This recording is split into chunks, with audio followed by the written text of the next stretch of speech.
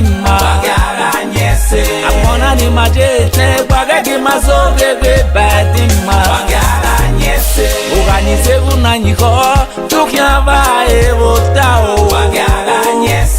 Organize unanyiko tukiava evotao.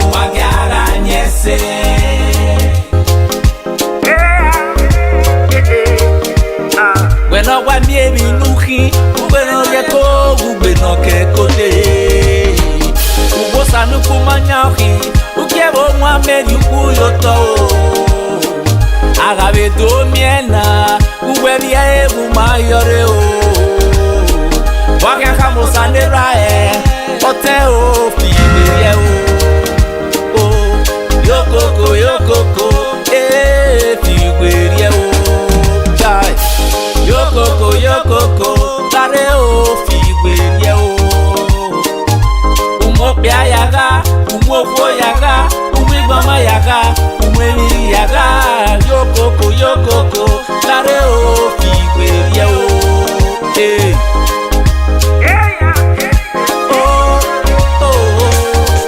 Ay, akona ni mate, baregi mazogege badima.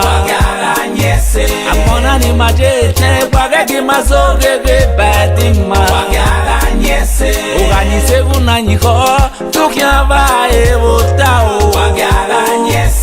Organize unanyiko, tukiava evotao.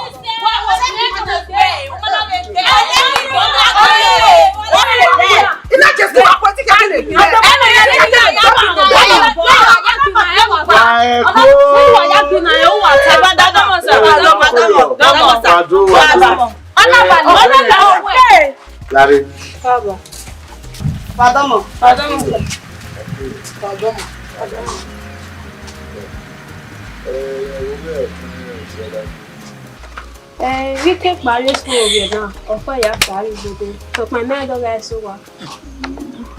So no, we go, Bobby. Come up to us, while we do. Yes, sir. As we were going. Pardon, Mama. Yes.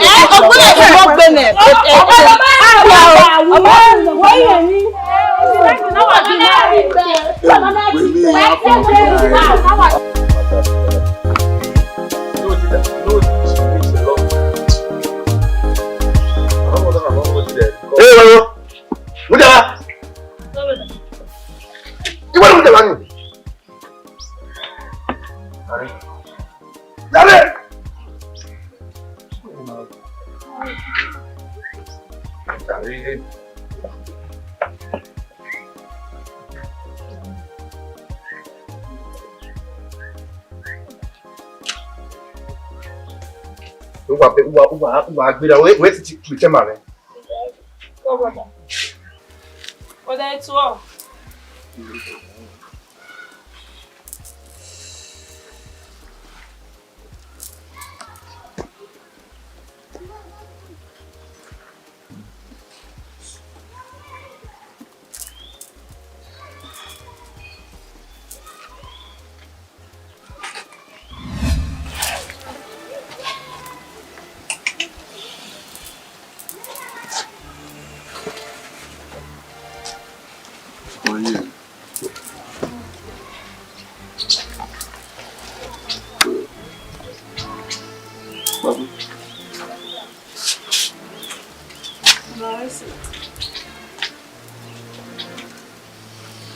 class were you?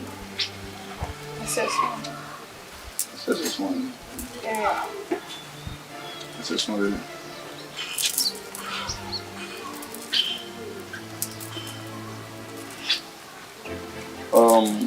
It is one mawa na ti biology. Reproduction. Sexual and asexual reproduction. That's one mawa. Only number one or color than we were. Exactly. Woman on see. Yeah. Why enjoy it? Reproduction is about the human organism. Exactly. Human fraction and human capability.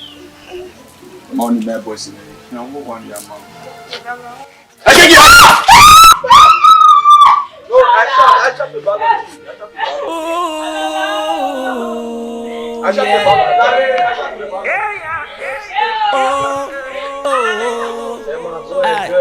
Agbona ni maje, waragi mazogege badima. Agbona ni maje, waragi mazogege badima. Organize unanyiho, tukiava evotao.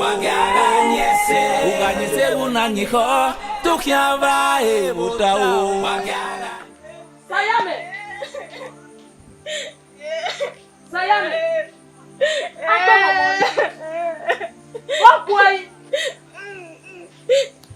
You are just today. Because when this was a reason, why is it the one? And also, we have it. You know, you're going to the way that somebody is 2 years when you're not your ma. I'm metabolism. I'm Sayame. Sayame, what for your talk? Sayame, what for your talk? What for your talk? You go with it, babu. You have your what talk. Again, I'm from your question. It's a policy. On that measure. It's a policy. Hey, you can't look up your way. I don't say you want more.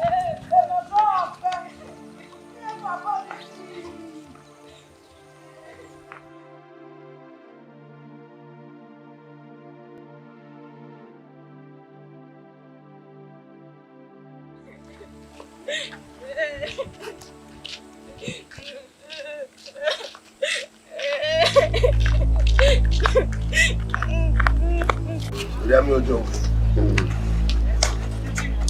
Just a bit the president do.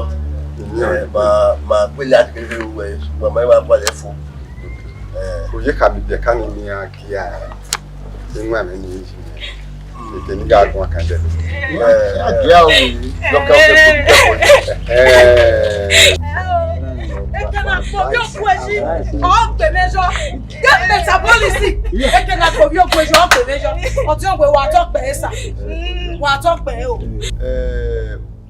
ọmọ bosun e metabolism ọmọ mo ṣaga bo ke skude bo se pe mo se ye ni ọmọ ni tete ki ara wo get on ki pata ni siga fi e wo ni ma wa bi he mi o na ta metabolism ẹni orí ọṣí mẹ́rin ẹ̀ máa yẹ́yẹ́ irú ni mẹ́yà tí ẹ̀ metabolism ẹ̀zọ̀ ẹ̀ nà. Yé torí ẹ̀ lè dán. Ẹ̀ lè dán. Yí metabolism ló gbé gbọ́sà mẹ́ gbálásì. Yé lè dán. Yẹ o mú ẹ̀fọ́ à. Ó lórí ẹ̀ yẹ kì náà dẹ́gẹ́. Yé yìí wá. Kara jo we guna. Anyway, why get me? Yo we sakara wene. Mi no see any nano. Eti akiri here. Anyway. Metabolism very. Neti ama. Ya bi temu. Genya o ma bi gba bi. Ba we. Anu baba se obodo ki no fi amu amoriya no muri ara po metabolism ona la oni se even mewe o kana ko na tie na nota O ma keke. E no keke no. O ji meti ezo. Nu mi e na ti eventi e. O mwe bo na ri ayo mu bo. When you tell me where I can at you, we your mom. But your way, or tell me, so one way, you are one way. My most are your pilot.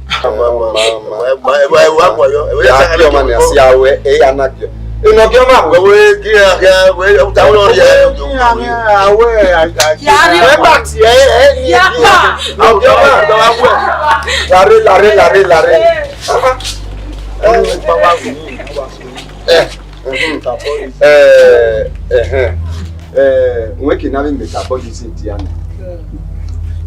Arriva.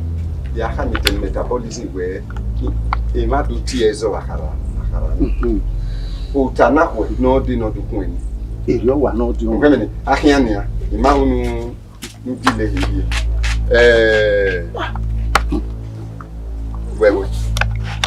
We unheme nani abi no che. Osunune. We utana ko. Amwe ina. Ibunu areba. Me. Don aye ni teta.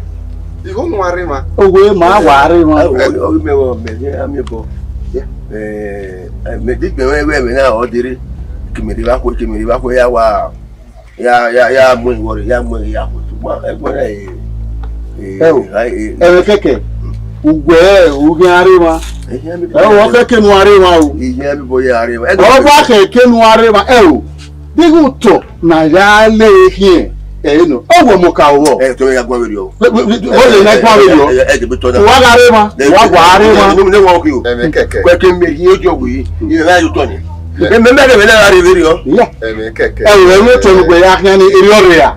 So we to aye. Wa ga arema. O ba keke nu arema. Keke wa arema. Wo ta. Wa ga arema. Ke me ojo wi. No ri. Ba fo ni. Ise di arema ojo wi. Ogwe. O keke ne keke arema.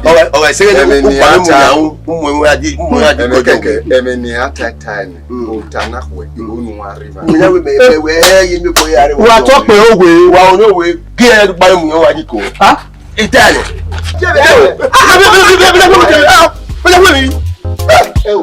Ogwe. Le ni go na nuru ogwe ati ezo. O de fo abayin o se je gwa yi. O wa se ni go o mo ka owo. Ogwe, abeke no re wa o.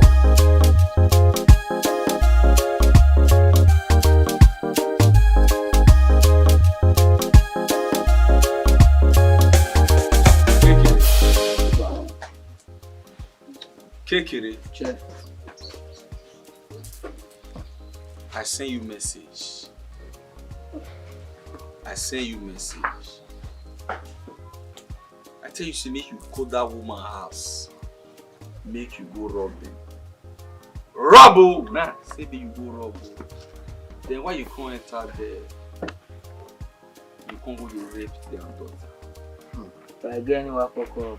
Can't believe it. Shh. Don't they do the fuck up? Kekere. Why not the fear God? One give away. Eh? We rape madam, not be kwa you way. Ah, yes, or rape o pa we. Anything no way.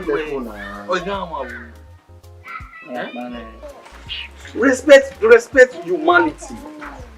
Respect women. Alahin.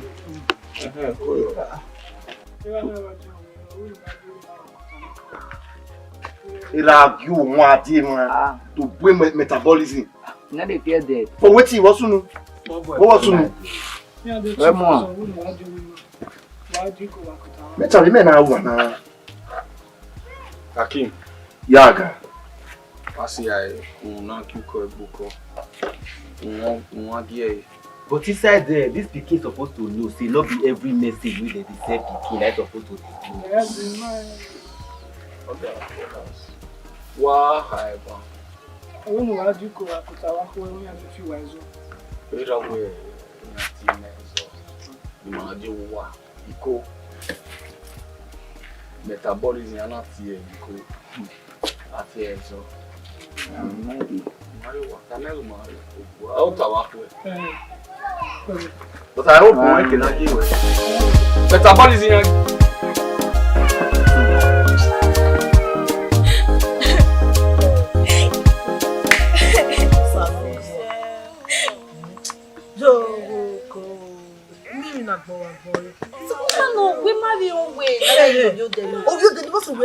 una didi no de ya no bi Benin. This was the one in the one. Oh. Yeah, we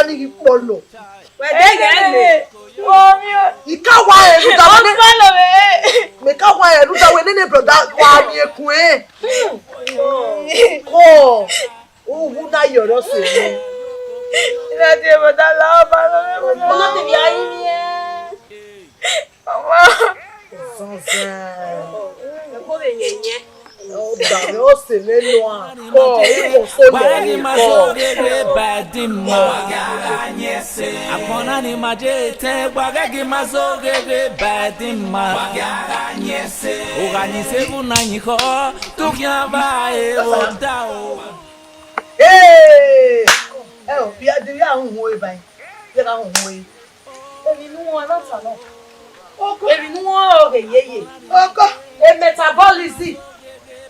Oh, me ni we o. O make a school do. Ona mo na mo eja. O mo eja ka. Oko. Oh yeah. Ina ko ime wala ho wa ri e to ya dia. Ise ti we ni. Oko e metabolism and metabolism mani ati e. Ise ti ene mo ri e do. Ki mo wa won pa si oju o. Mo pa be ni awa mo wa ni o ma we sa be me ku mi. Boy ri a se e je me forgive. I forgive o. It's not about your way. Ya ti e zo ne si mo go jo. Iti e zo ne o. Iti e zo o we bi oko a. Ani ri te ba so ma ja ne. Ya gbe kan e. Ise ti wenge fian I enwo egbe na onwe isi ari oge kinodo nwo ni gbe kian na be onwe gebe na ibie egbe na be ya ba ku ari ogo ti onwe na aya gbe du ga su mejo su ku ga be ku be su me ku gu me kisha omo ke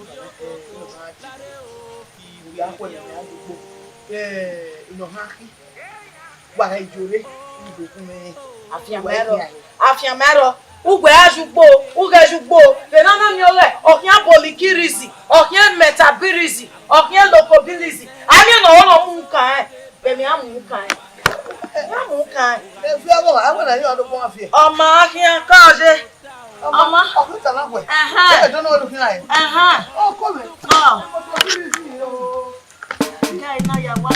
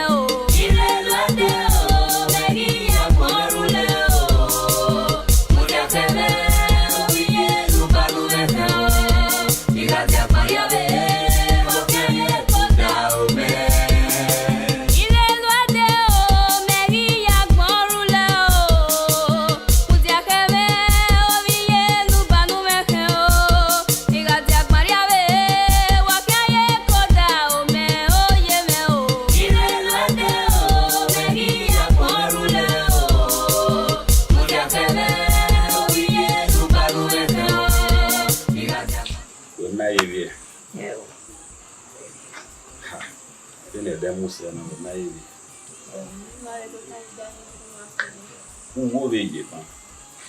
Iyo usiku. Oja mena. Wese nene wana. Nye. Oma. Wele gbesu mani yo.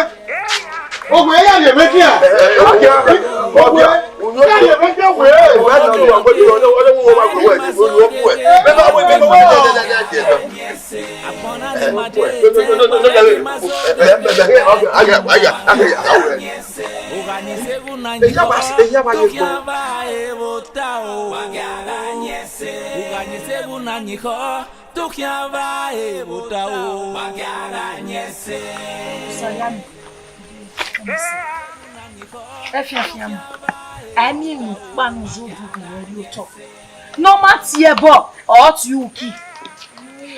Me matter about me say no tie. Okay, ba. Je ba me ko. Sikati anotota. Ma colleague e vale si manya tie wa tie. Wo mi akun wo ri ara gbon. Owo yen wo. Owo ri anyan ria. Wo ise. O ja ge ba. Wa loko. Ni e no temi. Iye gwa ti loko e.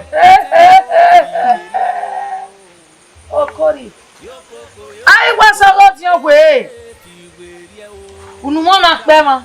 Ọkpa de lege n'ụrọ dọni ekwesị gbigbo ni ọgwụ ha ọgwa zele nene wode ọgwa zele ye ko ya kana okpia ye ko ya ọzale nene ọigwa pe ọgwa mi ana pai ọyi na wari itabe gbogo ori ejo nu ta so bo ma igwa ya nejo o kwara itabe nyibo oni maka balance igwa tie ma tie ige balance. No, I beg you, I said, okay, I'm not going to come with that.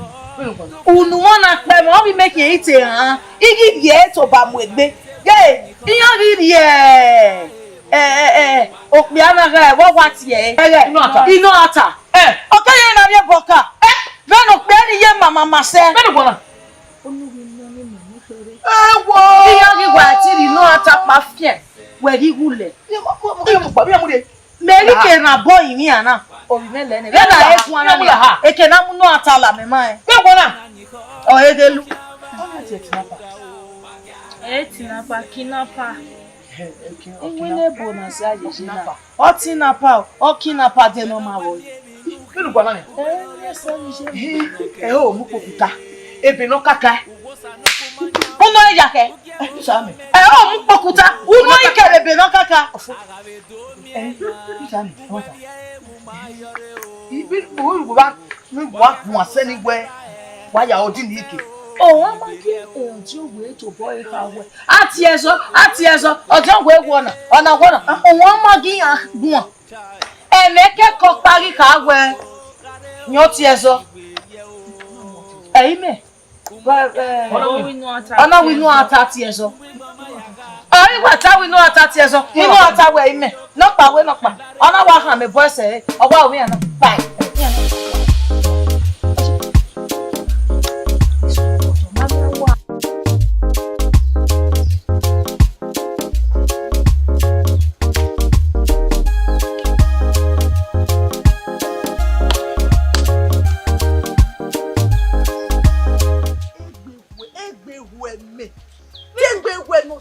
metabolism you was ojo we ona no jo we do nwa no do ti yen zo ojo we yen ma wa no hi o we na wasin gburu a metabolism na wa mo pa inu atoro wa mo izabo no we ya repiki je ke ya ko de we yan na wa kule iwo a o wa beni me mu we bu ana nia e wo li ine metabolism ozage ya ne we no ma na repi agije dadore ni ya ya nu e dadore ni ta o se le ni me we ko na ma we na ma se amase bi yeye ke no je we ma na se ti gun yen na wari nu ata yen keke itoko e yen na wari pa nu ata yen na wari uno ri na ni ma beni ma we gun na o keke na ri yeke mu da gwe e wo na ma se bi ni ma ye na we repi no ro ki je ohun ya pa o ehono obono mebube me ma dede ye me me ni aya pa e ma de bije me na mu yaga ni eta ga go ga mu yaga na igwa di na kenye ki we je ki na pa ma ya yaga o gbe ma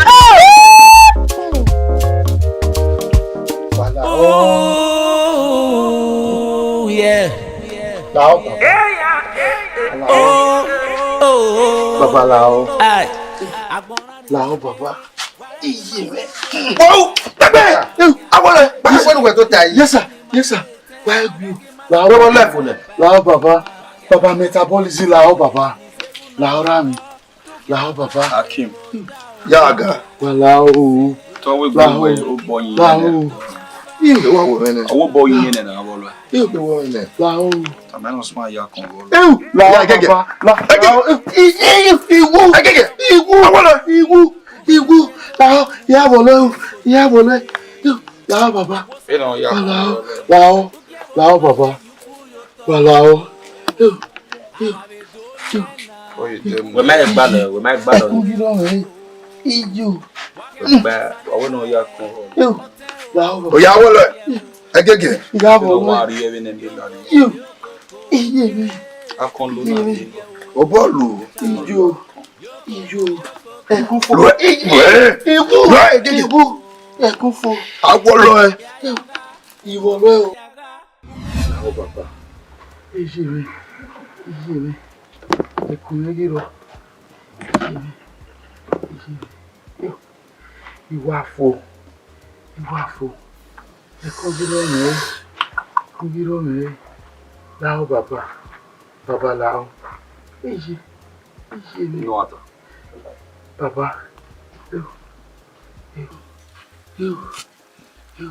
Why set it survive eternal bleeding now?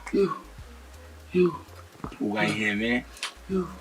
No consign the metabolism. Why go if you pay your more metabolism. Confirm the chemical process, the living organism, not the life you know. The matter ni waki baba. Lao baba. Wọ́n lọ káyà. Ìhó baba. Lao baba. Ìwà fò. Ìwú. Ẹkùn ẹ̀fọ́. Ẹkùn irọ́ rẹ̀. Make sure when you look at because it is written in the book of St. 99 verse 9. Clear. I will forgive you. It's a sin. That one a truth. Lao baba. You're up. Who is you? Say baba. Move. Who is you? Yeah. Who is you? Who is you?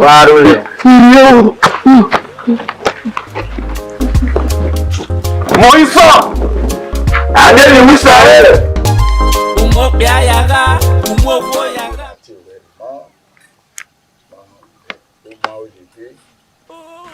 Wow. Otraya udege obiano. Kakabo. Wewe iraro iyero laivani pa ehemi. Ino tun wa ya ni. Okeke wo we ma o yede. Eje ko mi tun eje ko mo manewo. Won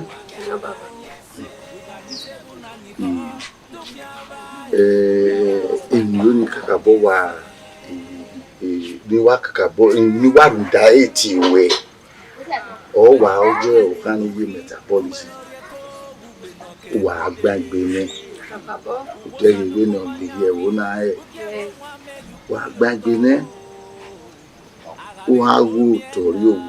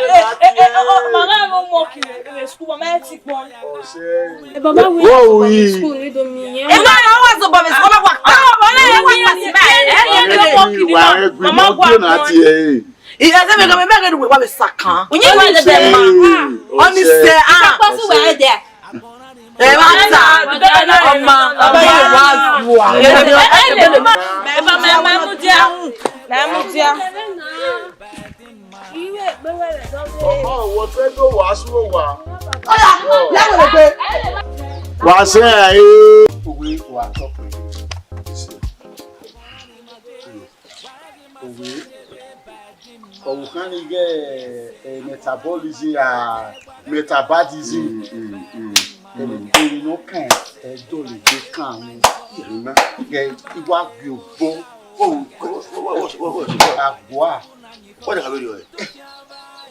ẹni kẹ̀kẹ́ èmi ni bí ẹ ká ní ìwé ìyá lò mẹ́ ìyá lò mẹ́ ọjọ́ wẹ̀ òwe èmi kan ẹjọ́ lè gbé kan àwọn ìyẹn kò fún mi lọ àwa àti yẹn sọ àti àdó ọjọ́ kíkọjú òwe báwo ẹ inú ata ìwádìí òwe rẹ àyẹ̀tún òwe àti yẹn sọ ẹ̀mẹ́ kẹ̀kẹ́ adegu we ga tin azo o se ti tin azo wo ri me imo bowo awa sin awe yo agwa we China tin azo tin azo adegu we tin azo u tin azo wo gwe o wo ri me wa ga tin azo idikonu we agbe me ma gbe we akeru da ti ezo ni wo kan na me we awon da we atin azo na jadi ko de so Larry, keke, de wa gun egun, o wa gun egun. Nda, nu kete me na se. Èyí ta mo we èyí tin azo, èyí mo bo we no kan yan. E ba re ba me ba we ke me. Ma we dade. Bi me tare ni we be kan re na we ala ma we re enu agbodu amu. Ye ba igbo, ti e wa gbo de. Ye play we de. We. Keke, èyí mo na ma gbe ku a. Agwa imo bobo ebe we ale owe eri bi eka na nje eyan lo megbe se yen ba mwebu na ria seria no emi bi eka ni ja onwe mi owe ye lo we de we meta we ya o metabolism and metabolism na ti ewo no ma si omo ni me bi ekeke eyan lo megbe we mama we ma fi se you awo ruka medege onarie ma gwe mo bowo wo giyan we ni alo me beri o me ti me be wo ra won me atawe you be owe ogene mata we dege ni na ko owe oge wo na iya wa lo do wa pe ga jo le gbe live wo na emi bi ka ni ya o me ni gbe ni gbe na ere ba we we ya no we ya we mi ga ti azo we ya ti azo owo we me owo wa ti azo idikoni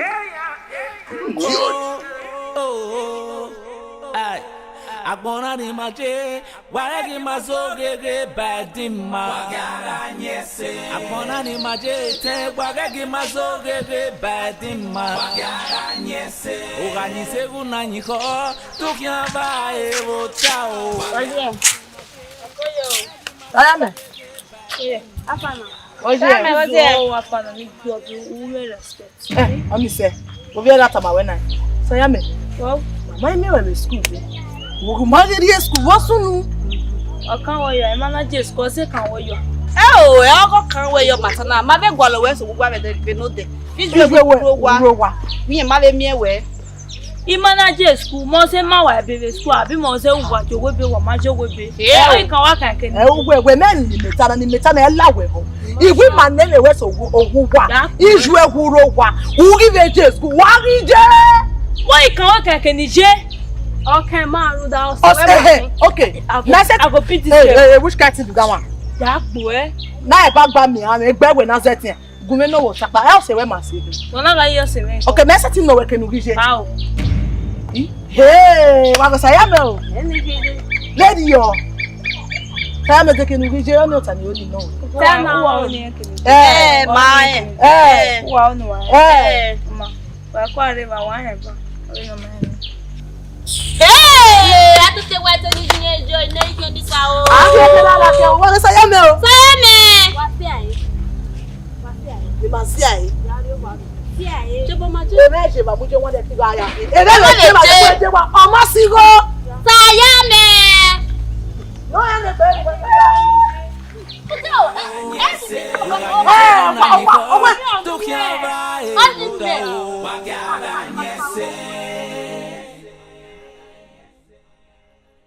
Wagara nyese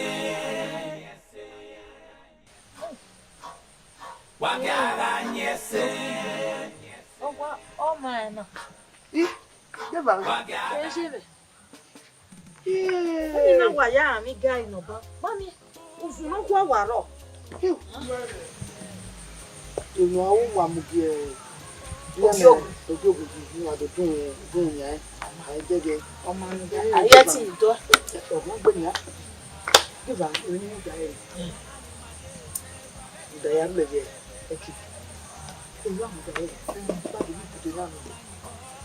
Ọmọ ni gbogbo ẹgbẹ́ ọ̀sẹ̀yà ọ̀jìnì nírí ayédò ọ̀sẹ̀yà nírí ayédò You know, Bunazena. I my cousin, many at you. You are my new. I will like work. Where's the Bunazena? Oh, God, I got it more, you man.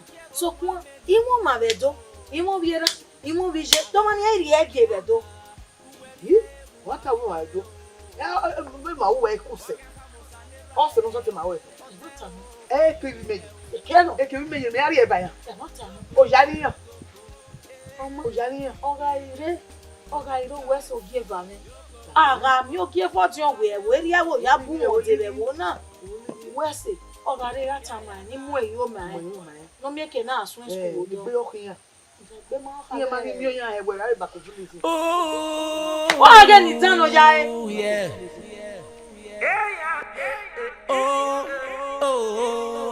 You are already I have a tamawe. I only wash it. What do you want to bathroom to report a metabolic in my job? Where a new be, if you be, you I want me.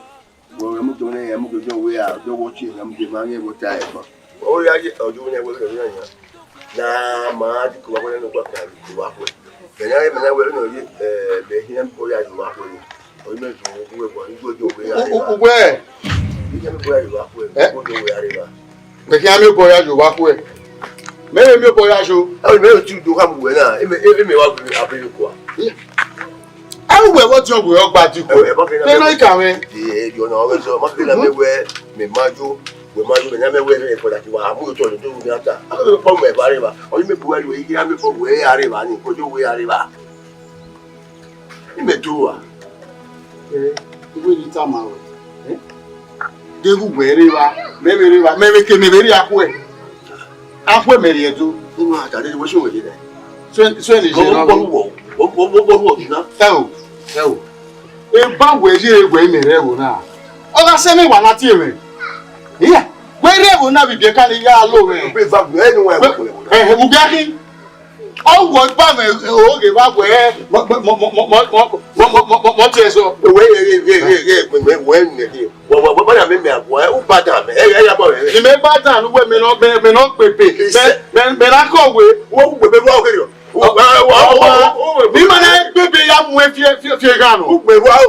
Oni mere ya pe be ya mu we fi ga lu kele enwe igele bo agben wo le school ya school yo be ne kere yo kwa ye be fe ale mo na aju go do agben poto be school we yo ya gbe poto ga wo ogbe be no na pe ru awa ko wa sha gbe ne be wa de we na we ade ki ekewe Mùsùlùmí wẹ̀ ẹgbẹ́ ló kúrò adéyé ìwé mọ́mí lọ́dún kúrò adéyé ìkéwé. Wà á gbébé yàn gbébé wà á gbé nùgbé wà á yẹ sukùl yẹn fẹ́fẹ́ yẹ owó yóò pọ̀ gbébé ògbé sukùl owó dé yẹn ekú ọ̀dọ́ gbébé nàá kẹ́lẹ́ tọ̀ wà á ṣe àwọn gbọ́. Èpè náà yà á pọ́n ní yàmù wẹ́ fi gan. Sọ́kùn máa gbẹ̀rù wà á ṣe ká bẹ̀rù ṣe náà. You read them blood your faces. Zọ́bẹ̀ báyìí ọ̀nà ìpàgọ́ wá sẹ̀. Zọ́bẹ̀ báyìí blind your faces. Iga kele gbepe ni ya mu we je gan ko ma se e wo ise re ewe odun je na ti mi ya kwale ni awo we agbona ni maje te gbagege maso gege badin wa to pe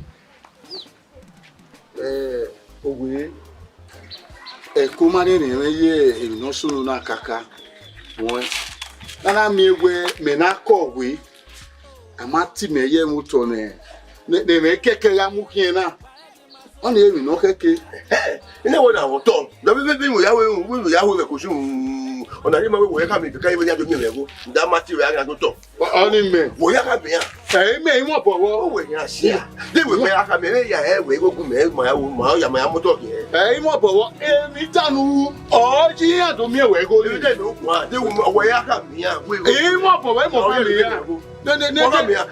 ya ne moto we ti measure me ye tu we ki o to a we ya to ya me na ko we oge wo na we ke ya ku to we ya mi ko to ni we ya ku mi gba na be ke ni me no ti on we eji be me no ti on we eji ne go we me keke we da mi yin me ma yo ku wa da abe ni go na e me keke Where damn him? What do Larry. What was when? Ezon wa gbi na. Mogiun. Oh, baby. Mogiun. Mogi eno ya win na no win na. Oh na nya. Oh na nya. Do no wona. Eh wo le go jo we na sia. Ana we dey me me. Oh. We ya we bo na. Oh. Me no go ba do to. O be kan mi mo po. We mo po a. Ojo we be we pe a. But no, I'm more talking. We're going to be back. I be back. We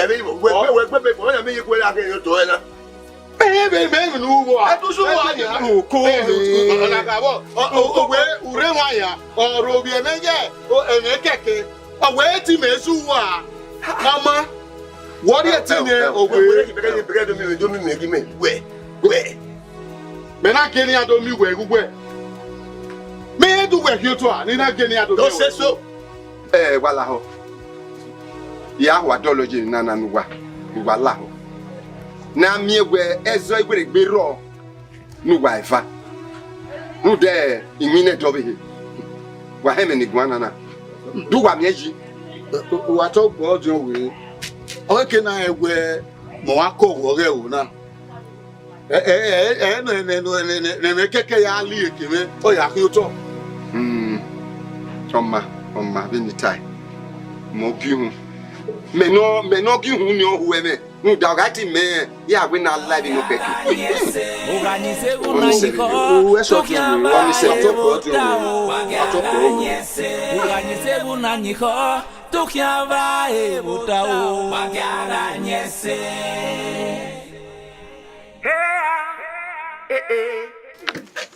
boss aditi baba on the flooding. Mona carry the white one.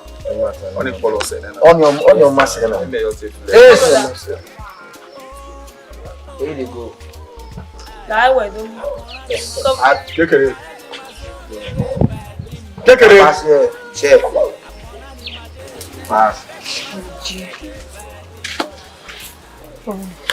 Nga like the mirror.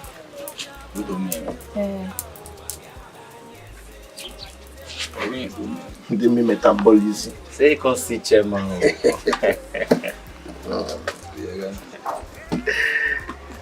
But the chairman is beyond. Many car.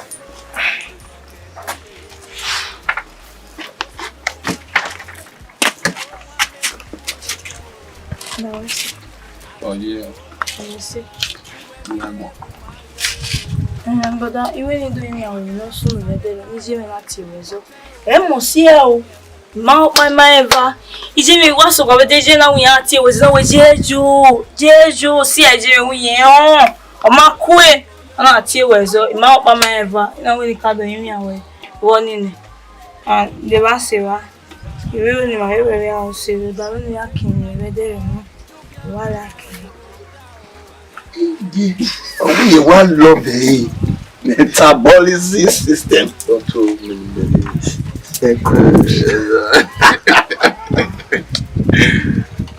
And we're turning sure. I be a year person. I be a year person. I know so by now you don't know me. Where to take a character? If I was here, if I was a manager school and I would die, me now what day. What day? On the 2 hours more than you. TV, no, they are the TV. Even when they're in so what, you know, I'm more TV. When we are giving, when we are getting TV, boss. We do second away. No, say no na de gbe ade. We so obi ke no ya second ye so. O pe awon second. I dey na bi o pe abuse gizi. I consider we na. Let me go here. What to do? I get many babes when they beg me, but the by no.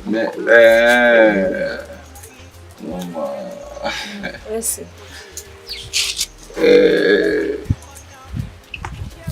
Anyway, you know, we may guarantee 115 years guarantee, man. Where you up with on request, he got papa at Miami where you confirm. Anyway, you know, I'm out to Bogbera where we there. I'm not tossing for him. No, yeah, all time. Where did I see you? Be your Gbera. When I want me nuki, we no kekode. Ubosa nuku manyahi, ugiebo mwami yubuyoto.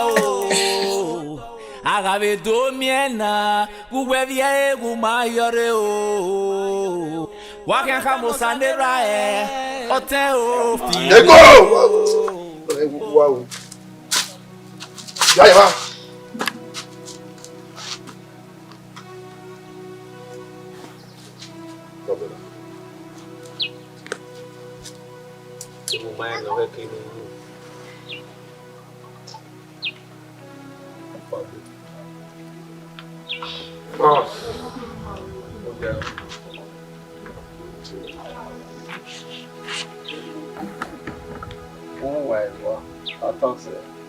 Brother Menona.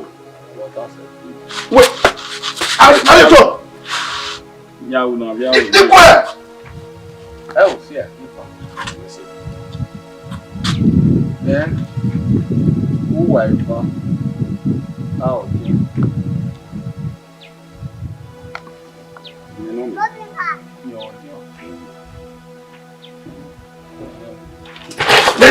You know what's that story? Hey, I sorry.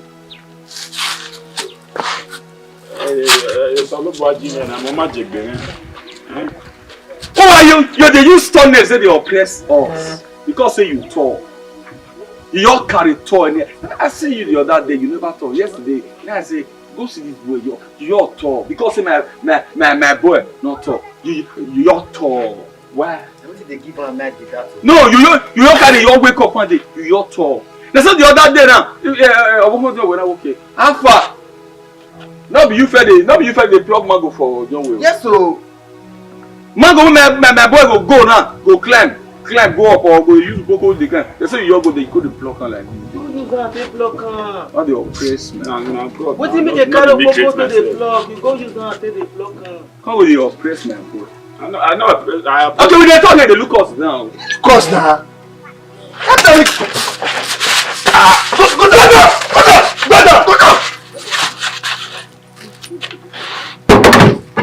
I talk to you.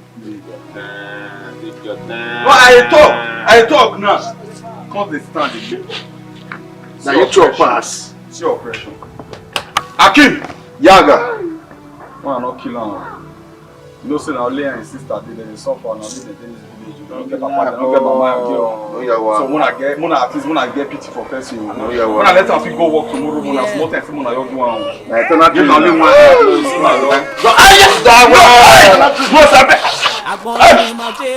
Wagi mazogege badima wagaranyese abona ni majete wagi mazogege badima wagaranyese uganise kunanyiko tukyava ebotao wagaranyese uganise kunanyiko tukyava ebotao wagaranyese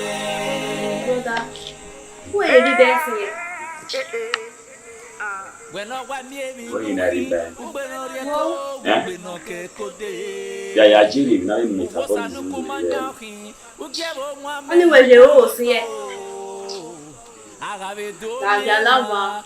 Where you now? Where you ever? They never via you ever. That will make him money Mugiru. You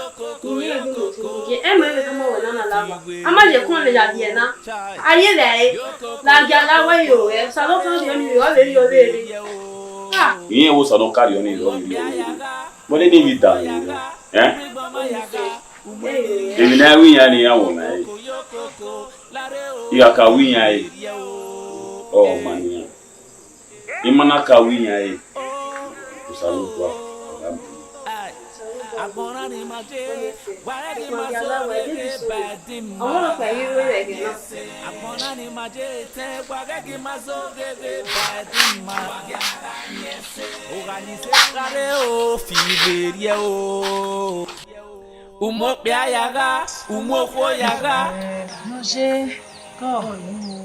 Don't you have Oh, man, not to call for a run, for not the water. Eh, neither bad. No, only guys. Yeah. What when a guy? Matthew. What's your man? Matthew, you want to do me. I bet in my policy, Metabolism. When I see a coconut, it's a penny boy. When I see it, Always see you when I see you. if you're going to if I buy a photo. Bami guy, who are the doshi for bototo? Give me a we are so big boy, Messon and myself. Sayame, Sayame, yes. Was a me good walk with you, man, good Bible. Sorry.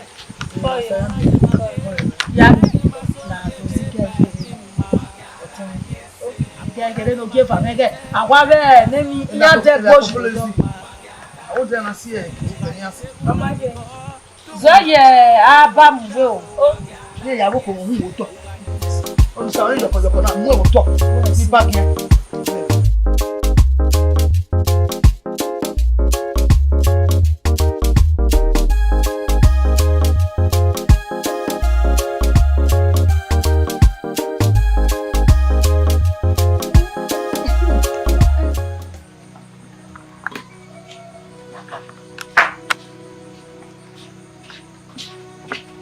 Dare, okoji, dare foi. Wakede. Unyo. Wakede. Iko serede. Ope awo. Oh, serena. Ope awo wo. Opia. Bati en. Ijeme ni wa. Ogwe metabolism wekede. Ukomo lawe botu gwa. Ukomo lawe bemi lakia. Ogwe metabolism wekede. Iye ya me wa no fawa wa. Iye me wa me ku emu a. Metabolism yen we ya si kene wo. Baga record yon we be do kian tell am we gbe. Iyo owa kian do we ne. La je la so mi ahe. Ah. Yo wa nuje. Wa buwe. Mudagwe omu afion me agi ejo. Ne ku emu owe wa igi ya nwa ri so ho me wudu. Metabolism na mu gwa yaga. Wo ma mu yaga, e mo mu yaga. We so ba, ka so mo be ku. Iye gbe ti na ma di mi sese me la o. Yame. Ugwe ti mo mu yaga. Yame. Metabolism na mu gwa yaga. Je la se mi ahe, abi mi ne bi age ni o ma na de gbe. Ije. Obe to be ba. Omo kan na gbe ne ya gbon.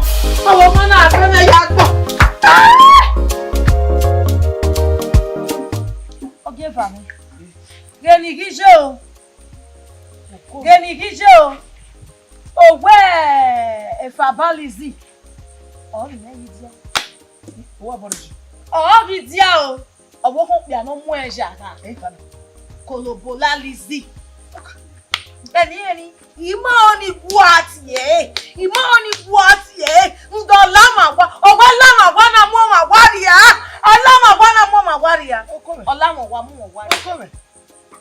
Okome o. Odo le dia. Ori na de rejo na wa. O ma de rere wa kede. Eye jogosi. Pa so pe owo pe. Bati e owe falabalisi. O le sayame.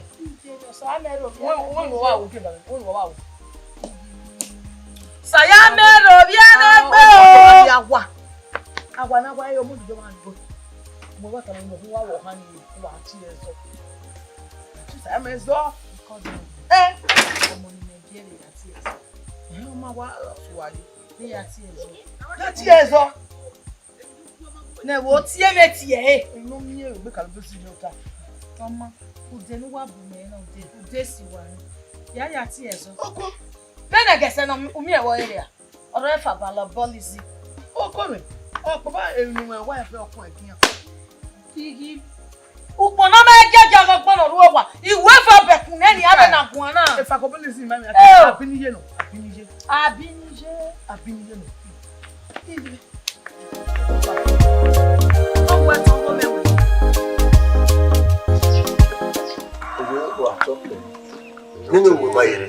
Omaro. Omayere bene gesena.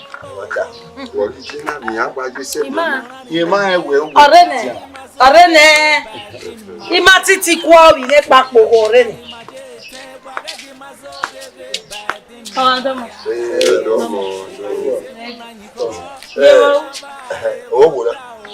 Jimen.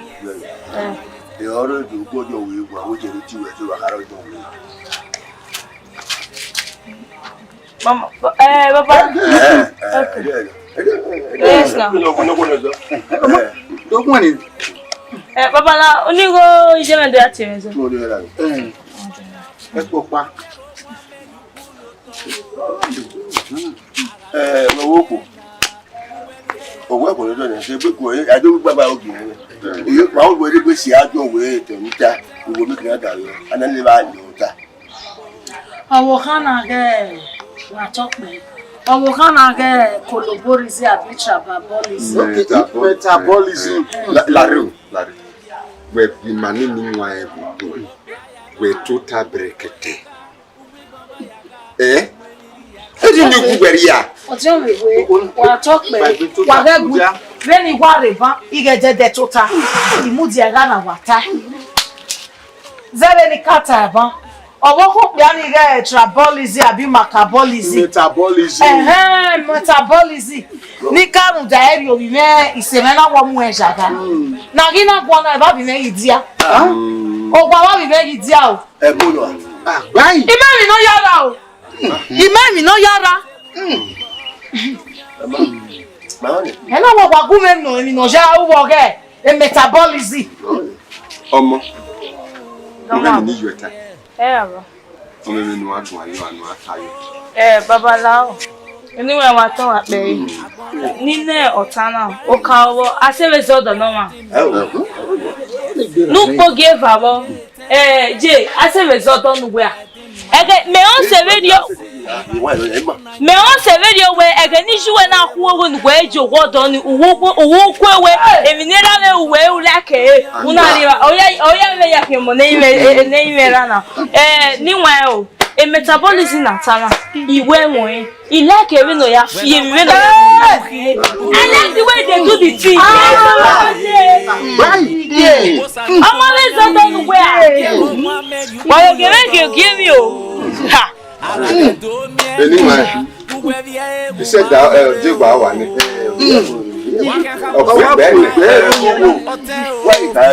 Anyone wa to wa pe. Zeba won pa bi o. Ako bi omo. O sha mi ate na we. Wa bu hele ku ebu. Ewo na je. Ina ege. Awe koko to ni won so. Ogun wa ni yen so lu po yan so po na. O ye be gbe. O wa bo na ni wo le owo ebu so ni.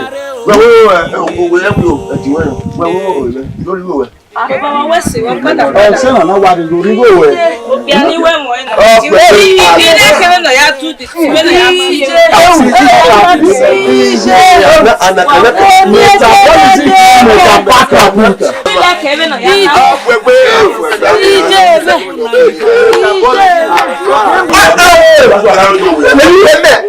No ja po mi o de buba. Ma bo de. O ma bo de. Wa ni ajobo abojo we de. A ma le da abojo we. Bo de le ko ya da ga da abojo we. Wa mo da bo wa mo da bo da. Ah kele ti lo si. O ba le le o ba le ne ta. O we wa ni we mi e wa. Agbe o kan ni ge mo ti e metabolism. Ọ̀rọ̀ wa gbèrò ko. Ọ̀rọ̀ ṣe ká ọ̀rọ̀ mi àti ayé pìọ̀pìọ̀ ọ̀rọ̀ náà nìkan. sọ́dọ̀ wọ́n ọmọ ní jáde lọ́wọ́ wà náà wà lọ́sẹ̀ mẹ́ẹ̀mọ́ ẹ̀yẹ ló wòtò náà pé ìgbà tí bàbá ní àgbẹ̀ mọ̀lẹ́rẹ̀ mi jágbe ọmọdé gbọ́fọ̀ yẹ̀yẹ ẹjọ́ mi ẹlẹ́kẹ̀ ọ̀rẹ́dẹ́kùn àwọn ènìyàn kò lọ́wọ́ nàlẹ́ mẹ́wọ̀ fẹ́ wa. Ẹni kékeré ní wọ́n tánà ìgbẹ́ yìí dá ẹgbẹ́ ọmọ yìí máa ń wù ẹ̀ṣẹ̀ wa. Èrìgè wọlé pé kí ni yà dìbò àwòrán nípa iná wẹ èrì rọ ẹni rímú ẹ.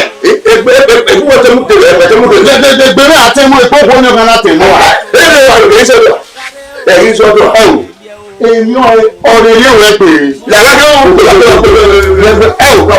yóò kó ní yàtọ̀ tó.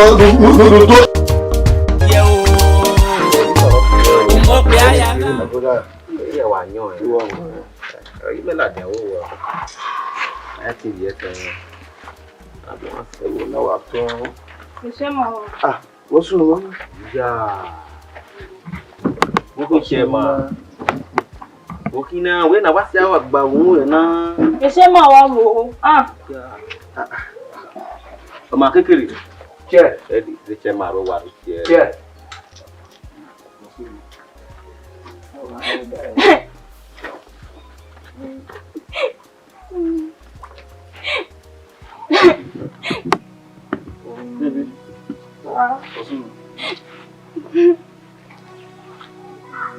Who was telling no market? Emma. Who was telling no market? Emma. No. This are face na for no come. Na so she take carry her come for us o. We dey try ask her wetin sup. She no gree talk o. She say she wan see you. Yes o.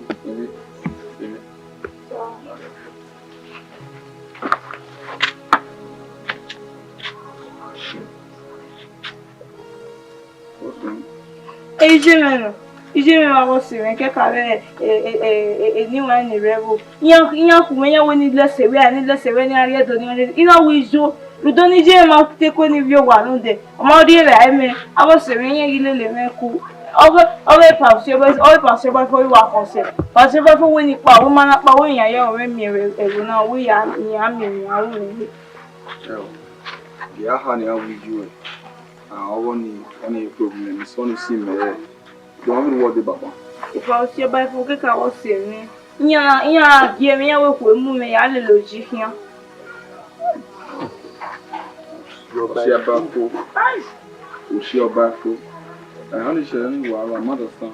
You no fear the color wa chema ti. I will now mother son. Smile now. Smile for that. You are the best.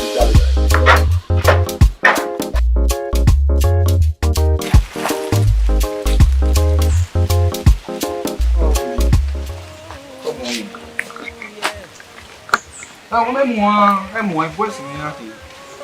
Come on, we walk. We not one more. Say, in that bay, little wagon, and I go young. Very simple people. Oh,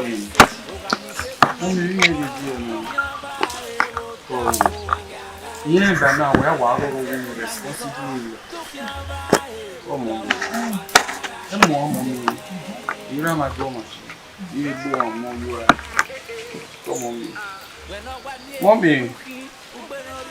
In the time I wear, one minute, how we are one. If you were no more, you can keep me away, mammy, you know, you can get in raw money. A bear woman. Yeah, where do you do marriage? You don't want to be a grand. Oh, Papa, Benin Movie. Mommy, gay. Work with me. Mommy, puts in a young bunny, what big agreement. You see, we're speaking for the mommy only, not your bakery, other only need. Beggar, you just a boy, what you really. Dear my bone, my daddy, your move. We will work now, or women as well, mother son. Well, now, they can run with you as sister. Whoever respects ya. Open on and I will be your own. Come on, me. I don't wish you may go my way. I don't assist guy can get one with you. So, mommy, we got a big bone. I won't know if you're billion. I will be a canny near color, give money, Mari guy. Why the guy here? Baron, why? If you know, come on me. Mommy, I saw the way. How you may mommy tell you. Come on me. Who work with me? I'm a family. Rock by way. So, come on, rock by. I win here to live where she will not. What am I when metabolism? So my do what to put in measure. You me be a mommy. Come mommy. Maso do be mommy. Never mommy. O going. Ah. Really want mommy. O boy. O na wa be here when mommy. Oh, I mean when the baby. Come on. Mommy we are do. Come on. Asaka. Bokpa ye o ni mo bi yan we mo re. Wa gi won ti we. Come on. So na ro mo ni. Wa di alona. Come on, mi we ya do. Come on, mi ro me ni go. Agbona ni ma je. Wa gi ma so gege ba di ma. Asaka.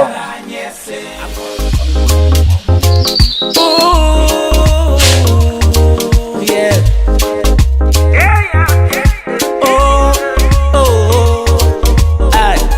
Agbona ni ma je, wa gi ma so gege ba di ma. Agbona ni ma je, wa gi ma so gege ba di ma.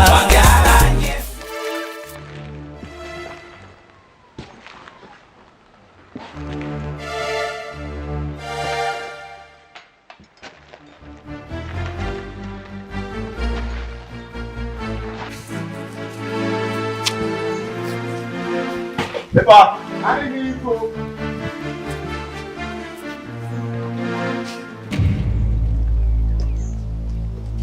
What did I do?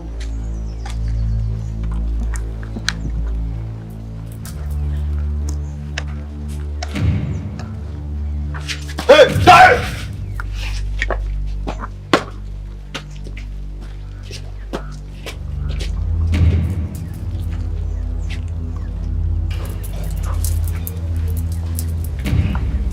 No attends. Papa.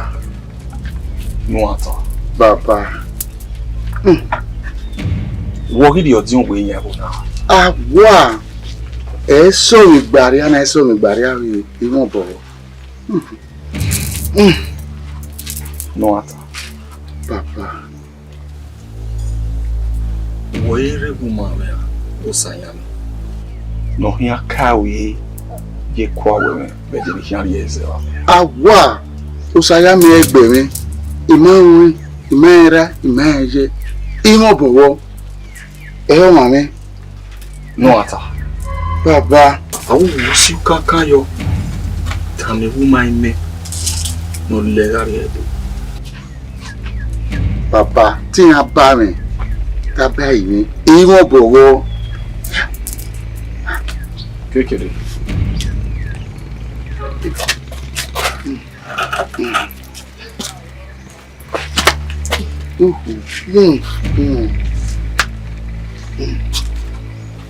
By this same time, if you be picking with no work, this man head not supposed to be naked. Oh! See that my don't down now. I'm not going to call it a big.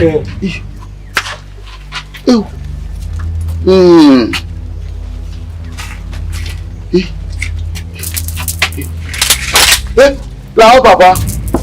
Lao baba. Oh. Baba metabolism lao. Lao. Tabari. Ima ọ̀pẹ mẹ́fà. Lao. Lao baba. Oh. You do the shot. Stop with the shot now. No one said the other fact, but I'm not be charged. Only one metabolism.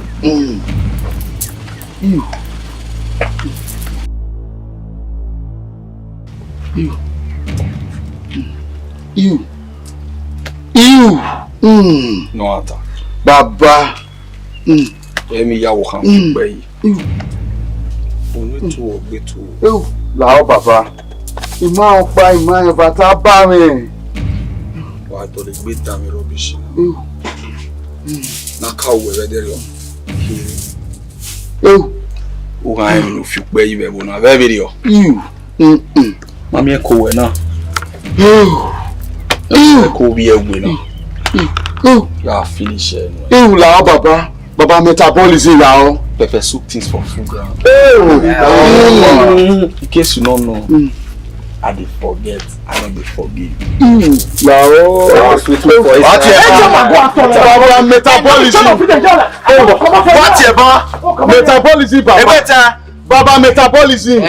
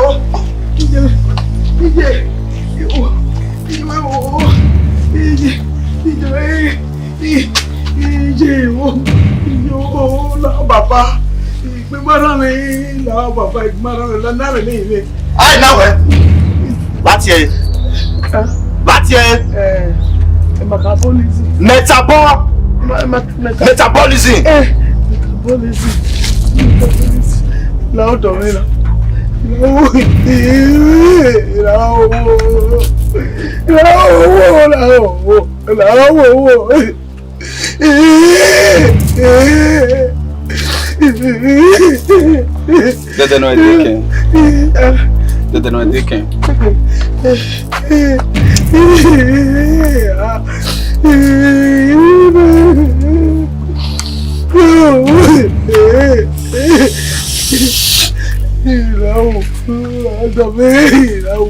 Dede no ediken.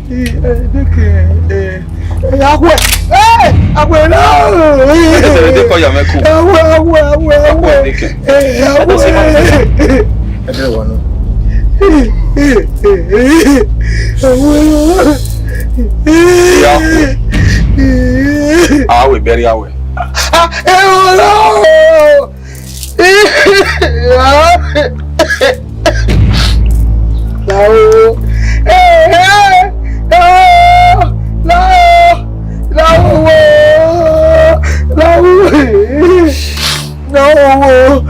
Mama muwe. Orijima gbeko e. Una ya tami uma ime. No le ari edo. Ibe ma weba. Ya ba wo. Odi we de do. Ya ba wo, ya ba wo. Yo sa me ba wo ma pa ba la o. La do me. La o. Ibu eni re do ni. La o. Ya ari e mo na bi akwe. Ina do we be ya we bu. O seno de espere be dia aso ton e bu.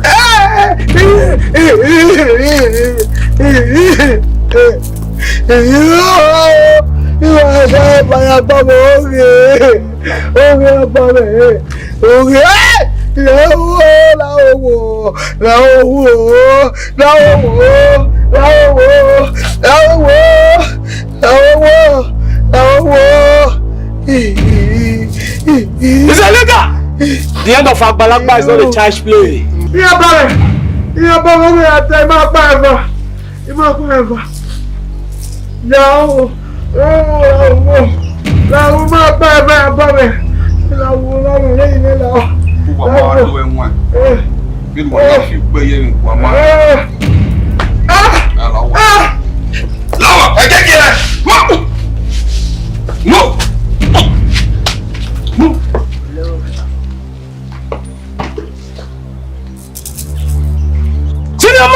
What the problem of the matter now? Make you not say the end of Agbalagba is not a child's play.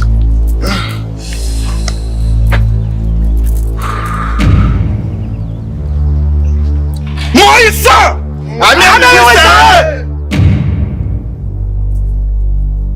Eni ebomoe metabolism. What the hell? Eni jemu anna.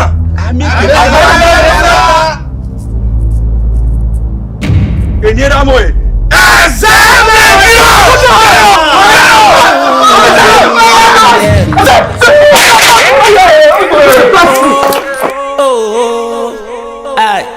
Agbona ni maje Waragi mazogege badima Wagara nyese Abona ni majete Waragi mazogege badima Hiya oye na wa mose wene yara Onde ele swe osu wa ni magbaje school ni osu so wa ekonari owa na le ya metabolism dela bani ona mi Oni bi ma we eba ni ete la yuwa Ojo siori ni eso ari wa ni ona we ni ele e ma so wa ona ni metabolism no me na le so wa onda o do do yo we ko ise ona mi o na emi gbe ni de yeah you okay ya wa le digwe pa ya yi mi awe o ke ni wa yi mi awe yei wa so de speak yeah do mai make la wa de speak aja ima o ne mi ro pa sunu da we o se bi lo we iye ki o ha ma se bi lo ni agba o me to bi mele you bo gudu we mi ro pa sunu da we o la o ye le kini ala we ni hama we na do ma make la ana we o dai metabolism wa wa better this we ya we ya bi aya ni won la wo mo ni mi ro pa sunu da we ni aya sunu da we you pi o yi awon lo pa le sunu da mi o na mi ro pa sunu da we ni hama we na gele ri agiyan ni we ri agiyan is danger la wo mo ni mi ro pa sunu one when we tell my winner.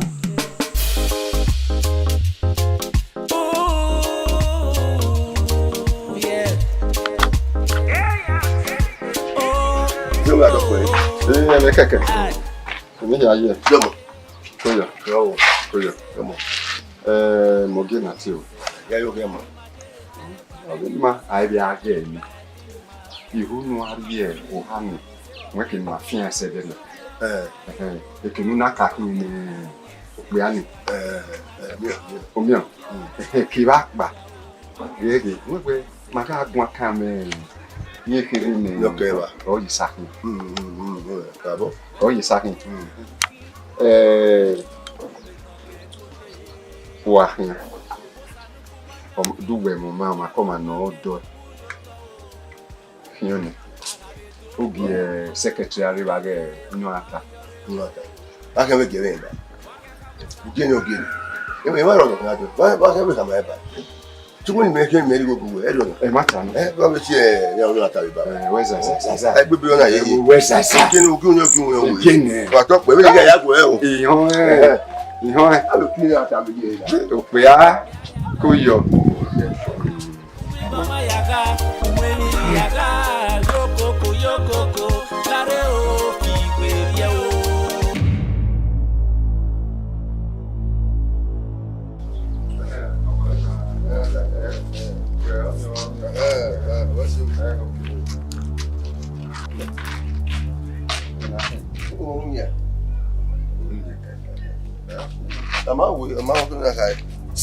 Mujawa.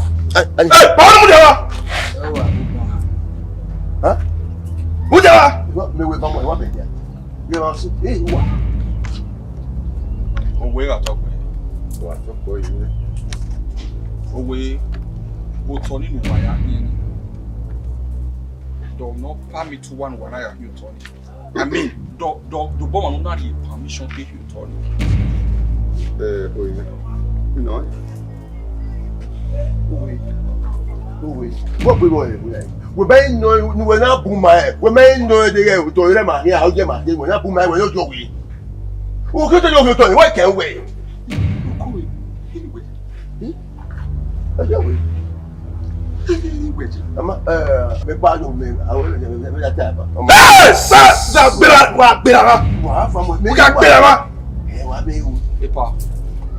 try me. What can you? Akim. Better. Huh? I will do it. Epa! Nedi wo.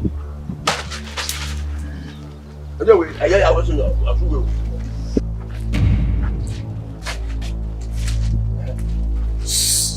My will buy a one. How do we work? We're not taking in there. No, I'm a good Mocking. No, In wow, Yahweh. You will not. You know when. So my is your what you wear. John wear. Or mocking. You will need your wedding. Anything you know what to do. Go to her! no level, my son! I mean, we say at all. Any metabolism. One. Erame. Or a zemia here. When time when you came on now. I make a man. Engineer excessive. Who would that who remain? Oh, below. I get here. Move. What they say na so. What talk? We are talking. But more, you know now. Let's begin with God. Not me say no what to do. Not like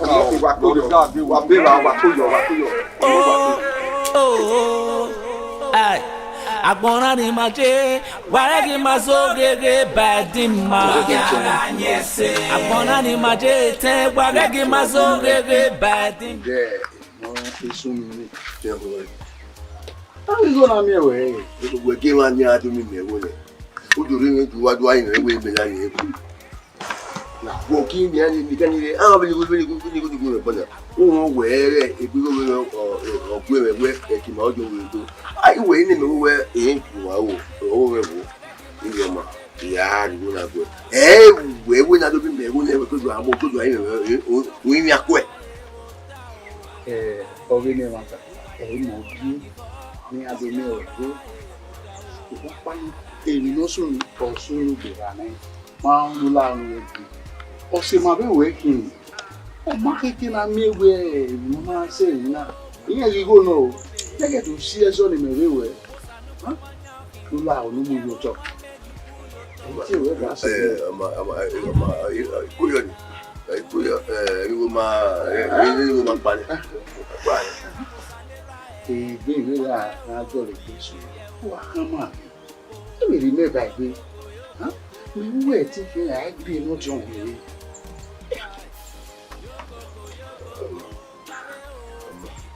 So we are in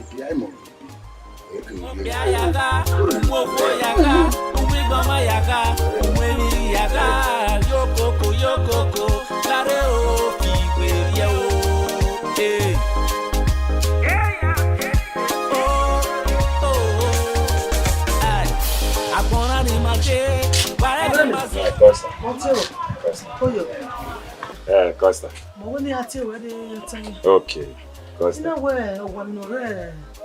O Tony Nicayam born in way my way. You know, we only am bona. Oh. Tony Nokabo was on Sonny, you only want fear. Ah. There, my way, one would do begging. Hey, Mama, I feel married. I need my sin, never better body. I feel married. You walk never on the way.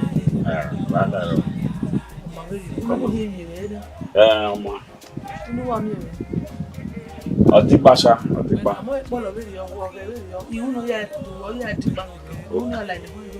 Okay.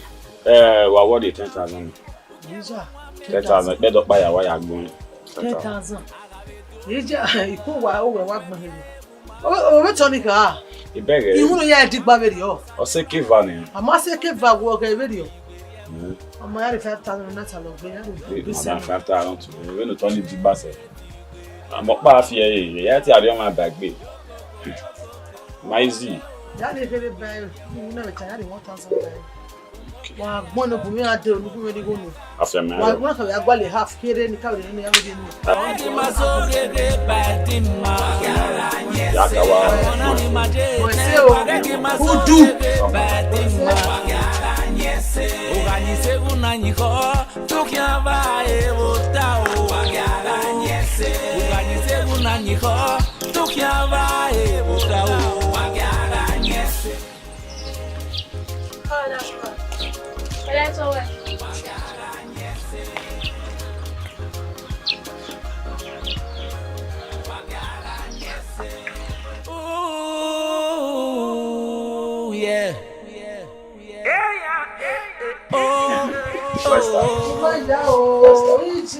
je uza weze.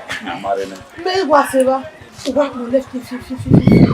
E kere mo gbo do mo kwa ni ya lo bi ba. Oni enwe na gbon. Ya we jo si epe. Wa to.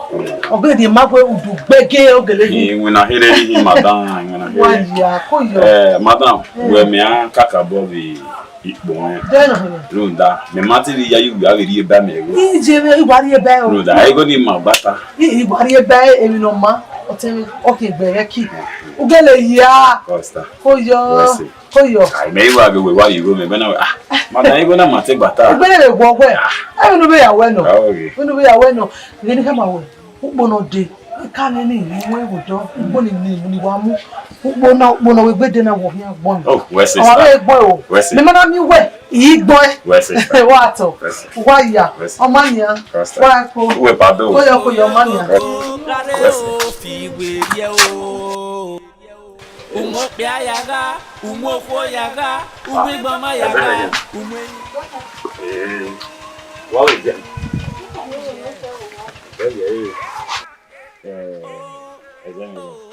Guess what? Yeah. Yeah.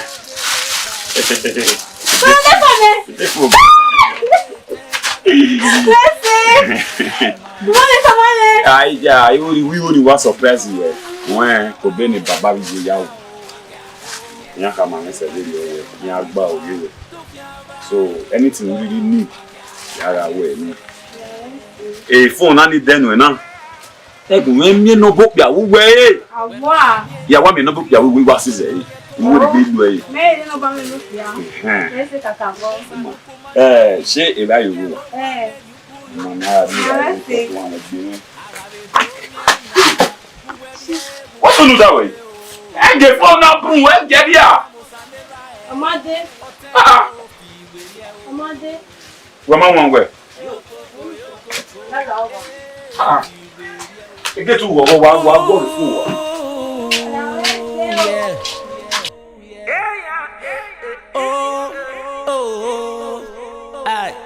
Agbona ni maje, waregi mazogege badima. Bagara nyese. Agbona ni maje te, waregi mazogege.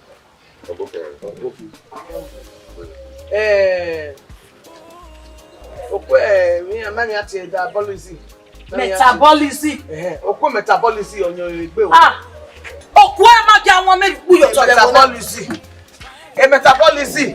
O iruko paade, imajo dugbo. Metabolism. Kieke iwa igi mo me ba la be òfin. Ena. E o sa say mi. Metabolism. Metabolism. Omega meta. Onu ma fi iwa ugbo me, e na se mi oko. Iye wa gba mo tabi yin bo o ye na. Itabo yin ohun ire. O ba yin na popa. Kieke iwa o ma gbo yo dugbo.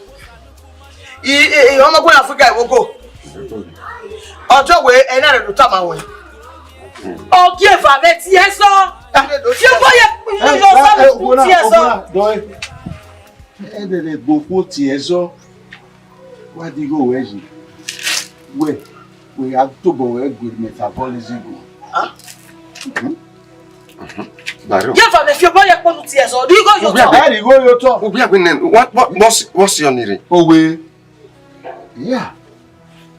Egboko ko wuwe adi odowo ti owe pe ko wuwe arigbo de no rese wayaka wayaka kumi le de gboko ti ezo wa waya to bo wa go egun ave metabolism mata o supo ki va akọ̀wé no ọgbẹgbẹ negbe wo akọ̀wé akọ̀wé wotona akọ̀wé wotona ọwọ́ bá wèrè gbèrè èrè nya rí jẹ́ na mẹ́gbẹ́ bá jẹ́ wèrè bẹ́bọ̀ ìyà tó bọ̀ wẹ́kọ́ kó lè gbèrè ó dẹ̀wò ó ní inú owó tí yà kí bẹ̀ sí ìrajẹ̀ wò bẹ̀nánà ní ẹgbẹ́ òun kí wà gún yẹn wà ó wà bẹ̀ sí ìrajẹ̀ wò náà ní góyò tọ́nà tí ẹ sọ ùgbé ẹ eri o iwa mo me ba le lo gbon ko kia. Owe. Laro kuna. O si we no, ade o si we no a otun eno. We lele iwa agbara gbe metabolism. Wa gwe ni. Fona wa do. Ose we ko. Benne me na ijina na. In akowe time. Magele bu wa tiezo. Toga. Emi no riwa. Oiwe ya to go make gina tie wa tie metabolism. Ya gina tie. Iwo ni ma wo igba si. Owe na mi ewe igbe gbe lawo gbo. O yere me ni we. Owe you your bag uki va ugu kweti metabolism. Oni no we no give for me wa fie yo fie debo ebo. Mo me ba o mo mi ga yo mo me ba. Ohuna.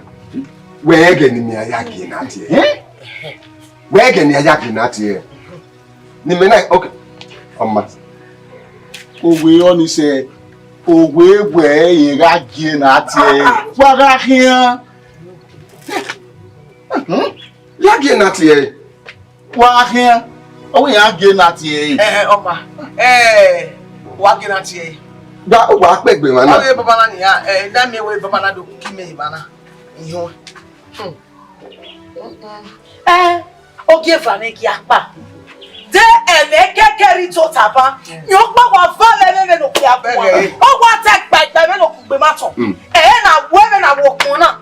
O wo yo wo ere. Agba yewu ya ba yewu. Yewu kibo kwa ba fi. Ai ga ne no ti ogwe no re mi. No ra po won le gbe. Bo ma ya gbe ti e wo na. Wa ra kian. Ma mi ni agun. Owe. O. We are great. We ga gi na ti metabolism. Owe, we ki gi na ya ti eri. E do wa mi ma. Lare. We ti ka ni. We ma di.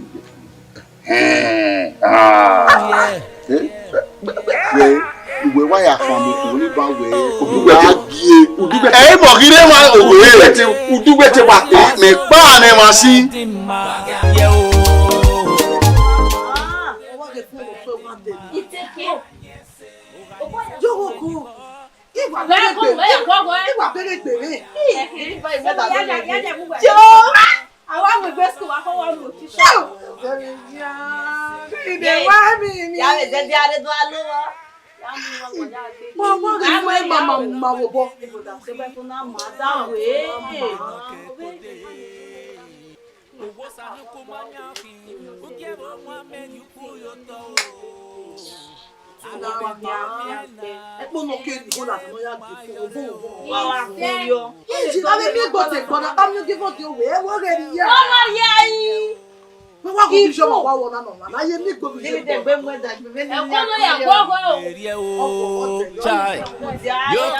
Yokoko, rare o fi werie o.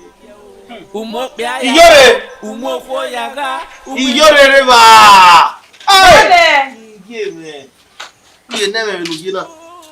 Nani? Bo kina wa neme. Bo sunu ibo ki. Na je na gba bo ne. O tun e. O bi we nu pe kana. Ge Uwadiae. No hegbe ni enizi ga ge metabolism. We ma o ke to ge be se ko Uwadiae. Be ti wo nya kan ya wo gbe bu wa wo do. Ime jugun e wo to ni le na. Lei bi e wo ya na ati we mu ya tale le be ya ge ru no ma ni gbe. Ya ge ru ni ni metabolism. Ina we ho we no ma ho na we. Ya so wa na hu yore ma wo be. Be ero ya bi ati o se wa wo wa ni. E ya me we ni kama we. Nu bu e gari e wa. Mi ya yo boss e ho. Ka ma we ti do ye ni e dani ya sino me. Agba wu me ti an roji, ye ti an ruziga. Awo gbeno ke kode. Yan yari a. E ti on so ese be ri wa. Nani, iti gun otehi yon. Veno ma wa ya gun vision ma gbe ri ya gun Uwadiae gun. So ko Uwadiae ri nita. Eri nita. Veno de rive seki. Eri agbo ya viwe yo le ho e. Rudu Uwadiae. O oh ni me hu ni ahara. Ime him no when you. Iguaneme. Na we ya me ati we na we no bu ari ewa no e boss ho ma ya gbo ima ka ma we ti you sit down on egbe ni you sit down on le lekin am egbo ni ti ya gbo me diri oko egbe an de ma ta me gan we ya go kiro na ari oko mo jare ya ijo you won e wo dana a wo se we pa iyan ki kwedi lan ya kwa ya go egun iyun lawuwo oni se koko on ha we koko ya gbo egun aru da usi no ni ya sin me na mi abra ti me orun yi a aro na hu awon we de ni me oni se nu we ko e mo ya da mi o we ke mo ari ewu e to de mo wa ni le se won e me we ni me bi ta ma we ma le on lawuwo di ma ihe we fo na wa ari ewu ya ti egu me o ya o ya ti ere ni ka me we bono fia o mo oluga le no fia we gwa odo oh me metabolism me oh yeah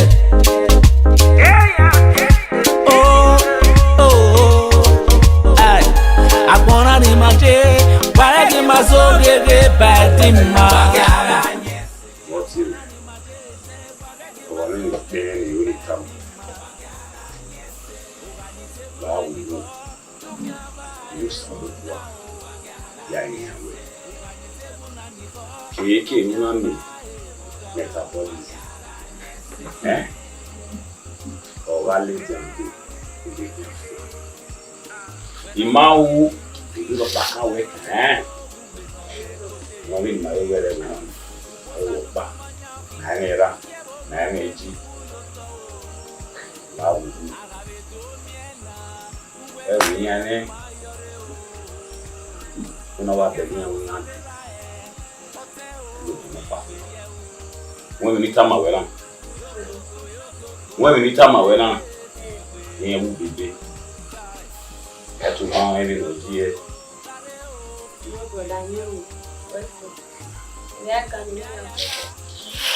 oma wapo ni ba mani wani no hey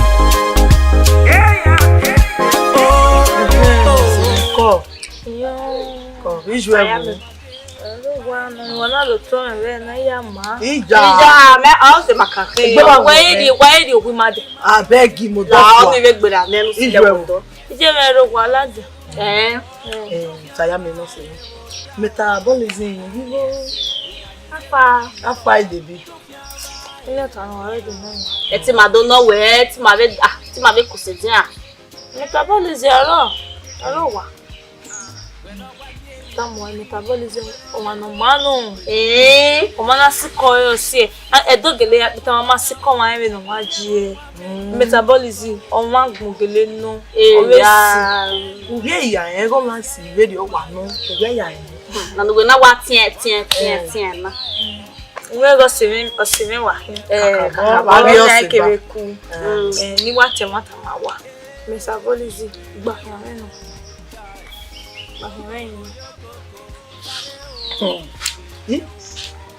metabolism what's on igba we no radio how come what you sunu hand of God na work of God na work of God well tayame ze bo se ni magbakin ma tele do gu egun a o ni ma tele do bu wo de la ma kwa lu duwa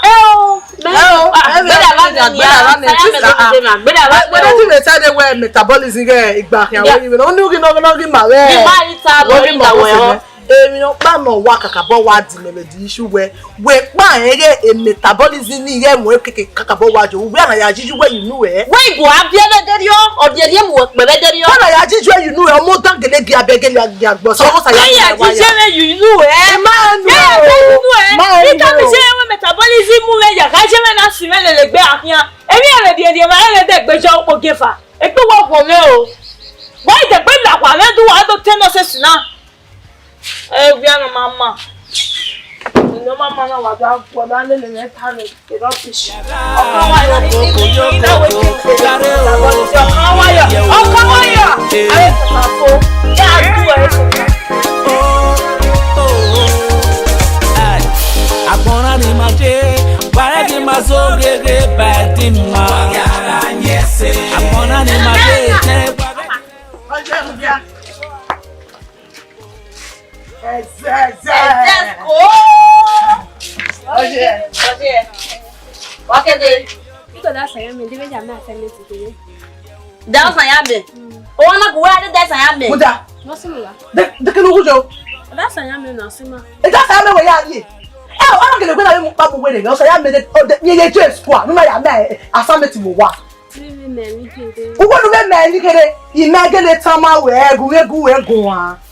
Emeka policy o sa ya meyi lele hia ije ni mi ya wo wa eni mu eni omodo gi abie e gi agbo o sa ya meyi ni je eni ma beta na ti ma ga ajo wa ge o sa ya mi ma yu ta mi ma we metabolism iye gi lele hia e le me pa ma ta bi ma le ni ma ya gba le ona kuli ma ona ro bi me o we no se ma na mo we na we go me this veggie Kiye ki tokwe ige uwe gume o we fege ni na wa ya ni o ba de we mi toka o wa koto to gete o wa koto to gete na o do gbo uwe ni na gbon ki o na mama na he ge na wa ka ge wa fike e wo le gbele lo sa ya me hian lu da o ma dan no o wa ni we se e ta ba ni ti tokwe ase ta ma le boy ta ma we e se pe ya me be boy no oye Jesus o je square igijo le gbe mo we o igbere my vana ele lo le le wo se wa le lo ma le wo se my this friend we yes igijo e jo ya se me si so gun igijo ma ya bo Saya mi wadi ya se very ija alo ta ni me me jaji oni se ya wa gbo yin eho oni se ti so gun igijo oni se we etere na Eri oba. Oya wo wa owu wa matebere na o ma ya te de tama we no do me na assignment o Wa me wa se metu wona sele level kian. we ma ko lo me na da ta ya na gbe je ni owu wa me ma yi ma te Na o di akan jama. mama mu ebe yari obi ma na gbe ma ya mo je le ma awa wa we ba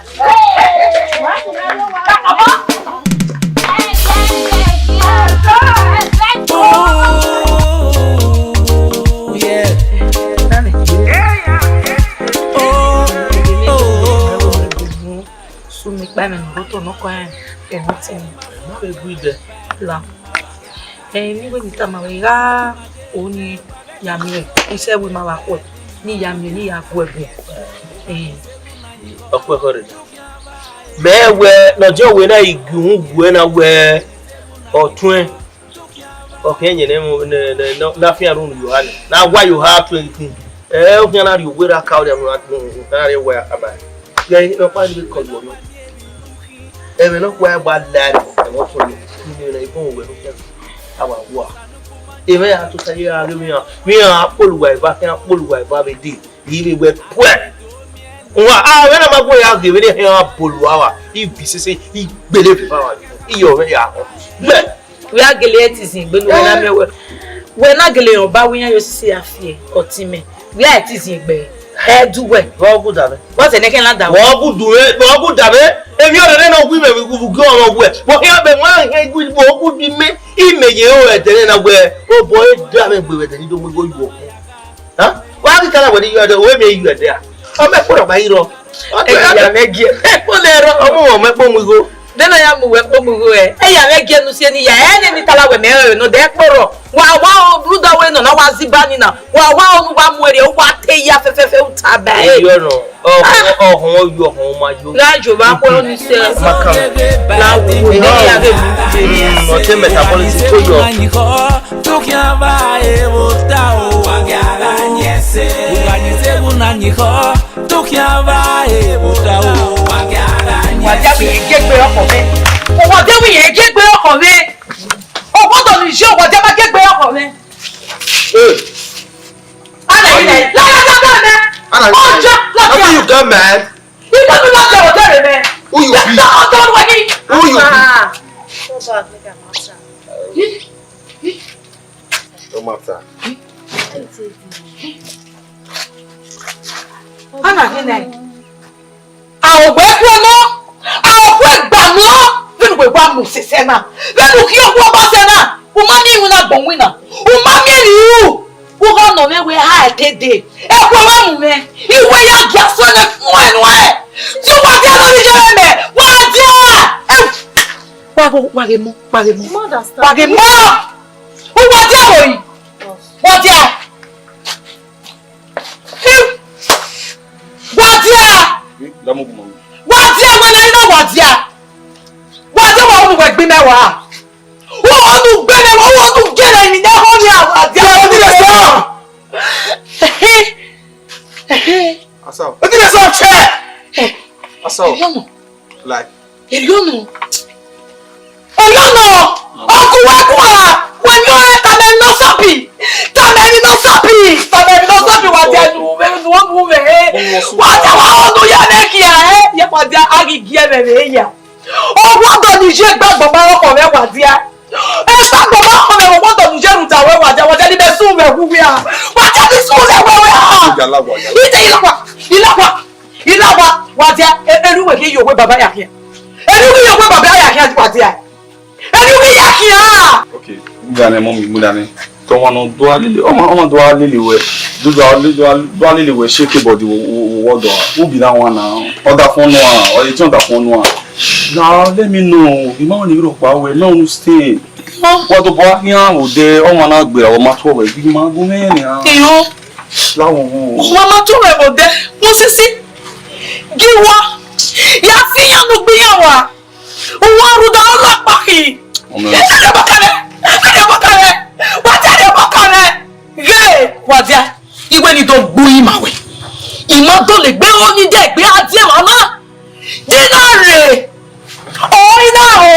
Where you mau ido wuju oru ido su me wewe wa je do su me wewe se ye u be ko wa na wa be la hu wa je be wa we se ki apo me we wa se o But don't be loud. Tell them because of you. My sister you're the best. Who offended that? And who offended that?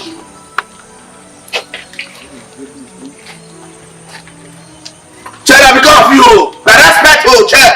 Because of you. Abi? Based on and because of me, if not your fault, killer. No, I say if not your fault, drop her. Tell them respect you. And you know it's not my sister, Abi. That is your fault, Peter. No, your fault because I mean now your fault beat my sister now. So you know tell them respect you. If not the respect you, but don't beat her by this kind.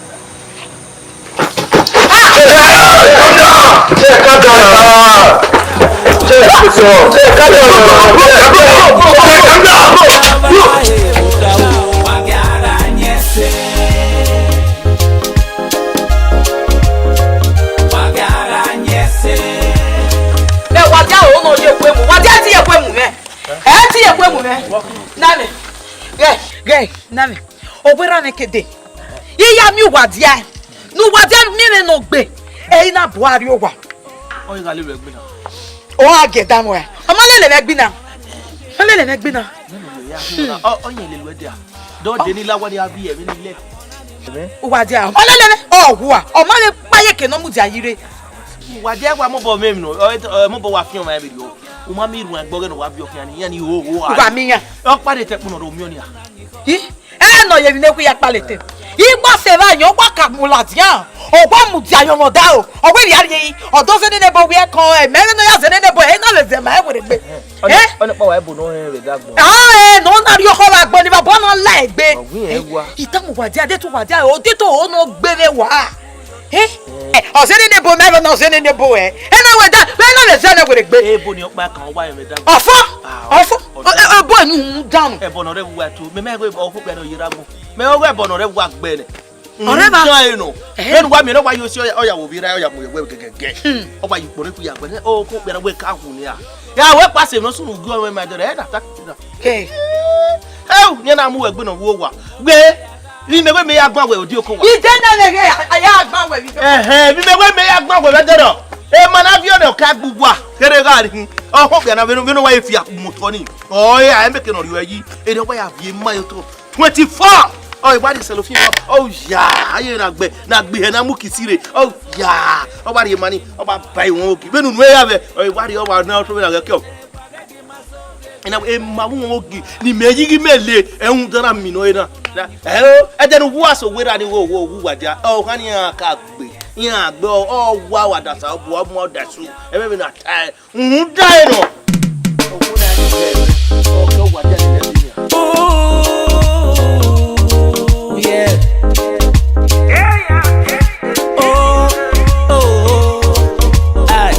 I wanna be my day. Why give my soul get back in my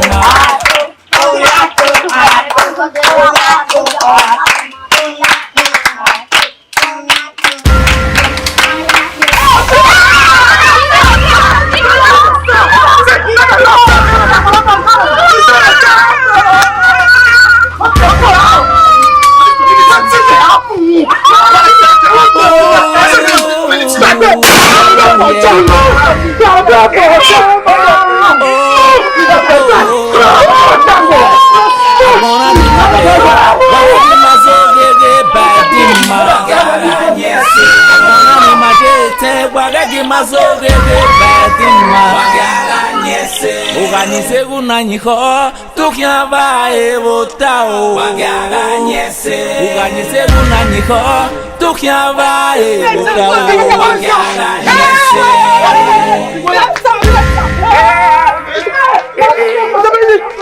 Bueno wamie minuhi ubeno rieko ubeno kekode Uwosa nukumanyahi ugiebo Muhammad yupu yoto Agabe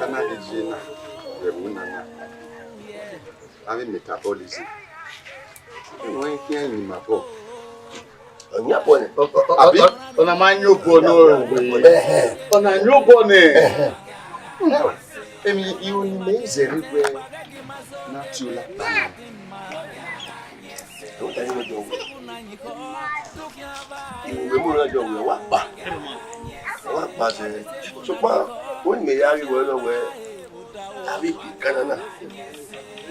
Ni wa fi on si ona ni ake popo e wona e ba kiri bo bo le bo ya mo so wo a le pa mo e ba bo ya be ya be de o ta jo we no we e a fi on si o ke no la pa e ki no wa se wona e ya wa won ba bo e ke na te ba bi ko bi an yi a bi bo ya bo ya ba bo ya be e keke we wa tan ye o no jo we wa ta mi wa ni bo wo wa keke na wa ti o la pa na ya mu niyan oge ya to tu agbe me ma e o ni ma pa o le na ti yan na ri bude ni won de an fi we be o le le pa àwọn ni ma be mo bowo o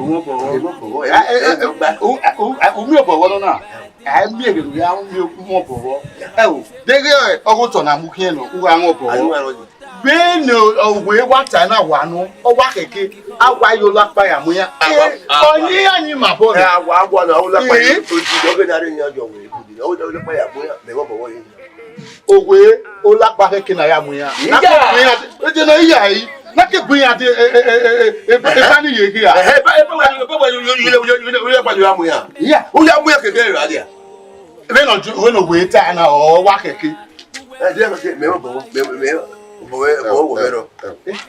okay, kelo bowe we aro na o. Ayi me han lo. O wa keke. Ayi me han lo.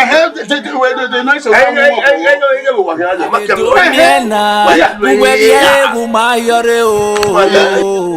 wa kan ka mo sande ra e. O te o fi we ye o. O. Keke. Uyo. Obugia. Uyo. Ese ọjọ́ ìwé ìwọ̀n Buhari owó sẹ́mi náà wà nílẹ̀ wò nídìí orí ìwé gbàgbọ́dẹ́ àmì ìmúna rẹ̀ mẹ́ta. Dọ́ì mẹ́ta wà gẹ̀ wọ́n ò kàn ní kárin. Nínú àtàwọn wẹ́ẹ̀mì nìyẹn. Dayọ̀ ọjọ́ ìwé ọmọ kárin. Wẹ́ẹ̀hùn ní ọjọ́ méjì mẹ́gbù wẹ̀. Ìrẹ́mi ni ayá wúwa. Pé kí mẹ́tẹ́rẹ́. Ẹ tètè tẹ́ mọ́. We why I come with your way, imo power ijo. Wọ́n be wọ́n you, wọ́n no dey we give me everywhere. Oh, we may have Gaio. Ọ̀kan wò kan ni ni. Èyí wọ́n bọ̀wọ́ gẹ̀ ìgbà kè wọ́n wá yẹ gẹ̀. Dégé ọ̀rẹ́ mi wà lọ́wọ́. Bẹ́ẹ̀ lọ́wọ́ kan ni bẹ́ẹ̀ ni yẹn lọ́wọ́ ẹsẹ̀. Ìwọ́n wẹ̀ pé wà mú méjì yẹn. Ìwọ̀n náà máa gbé kwa. Ọjọ́ wọ́n kí wọ́n kò wẹ́ náà. Pé kàmọ́jọ́ wẹ̀ ẹ̀yí yó. Iye. Kàmọ́jọ́ wẹ̀ wí ẹ̀.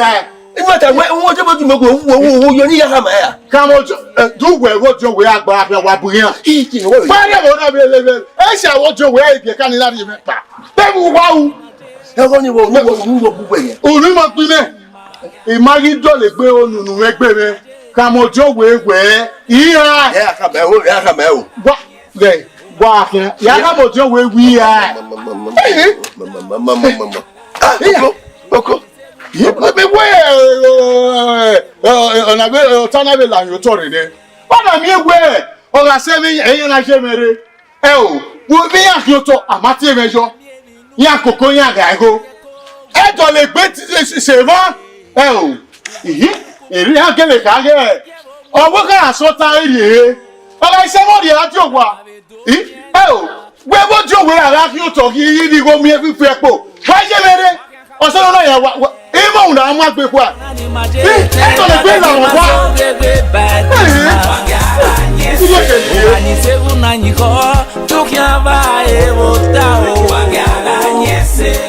Ẹ̀tọ́ lè yà mú màtọ́ kì í wú àyà. Ọjọ́ wo wà tọ́pẹ́? Kọ́. Ẹ jẹ́ sẹ́dọ̀ wí. Ẹ jẹ́ sè ire náà jọ wòye ló fi rà ní. Ẹ ò láró kò náà. Ẹ wà kéèkì náà àkójẹ ẹ òwe. Níjà wòye àti wòye àti tiẹ̀ sọ, wọ́n wúlò wúlò yẹn tiẹ̀ sá kẹwé. Gbogbo yẹn tiẹ̀ sọ. Kẹ́jọ́ àdé òwe wòye àtìyàn, wòye àti màkàrà pólísì náà mi àtìyẹ, màkà pólísì. Metabolism. Metabolism. Ọ̀wé yẹn àtìyẹ, òwe má tiẹ̀, ọ̀rọ̀ rẹ̀ ń ṣe. Ẹ o, àgbégbòwe má tiẹ̀ o.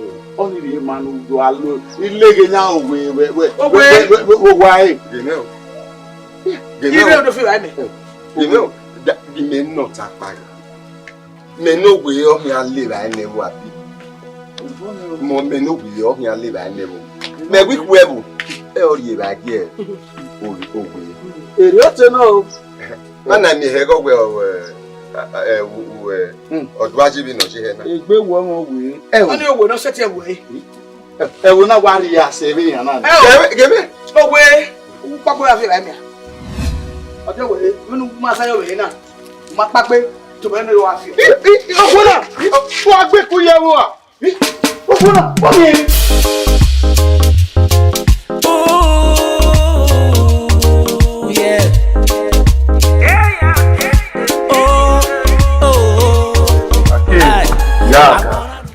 Well, I'm small. They be no one from over there.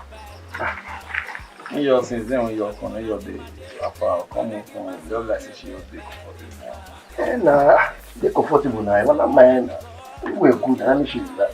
No, normally I don't say she is safe, but at least I never marry now. I never marry at least with some privacy. But better understand your point. For inside there, she need that. Whenever so she not relax. She don't love you and she don't get problem. And they give her away. So what else?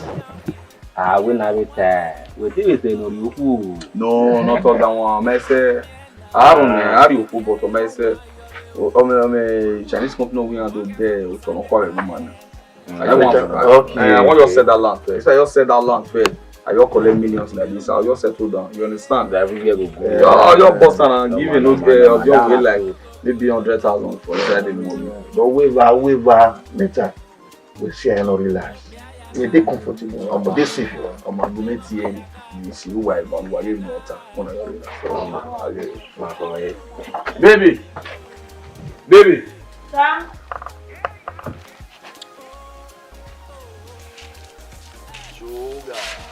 Baby, better what you look more. Baby, maybe you have to wear maybe sister did you anyway for one year. Nijo, you hear that joke? So I was even to a ruby, what this so. Oh, yeah, tip of silver for them to a promise. I am a year there, Joe.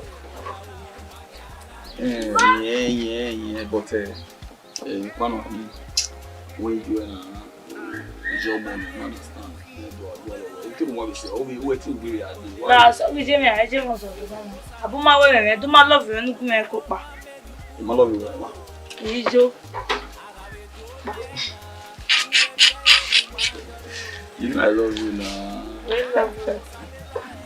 I'm not. I love you. No problem. Ataba. Very good. Ataba. We back at money where my love no real. We do. The money, but your life. Okay, where for the yes, inside what's here no real. Inside there still a try. That's why you done it.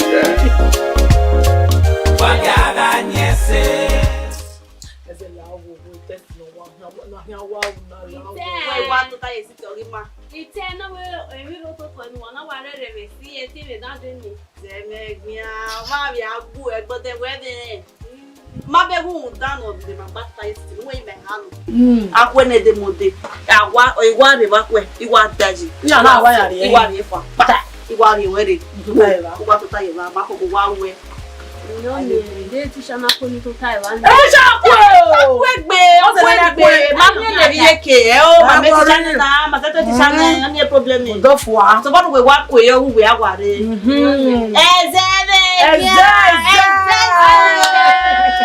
Vale, bon, alors voilà, maman. Et bien, mais ouais,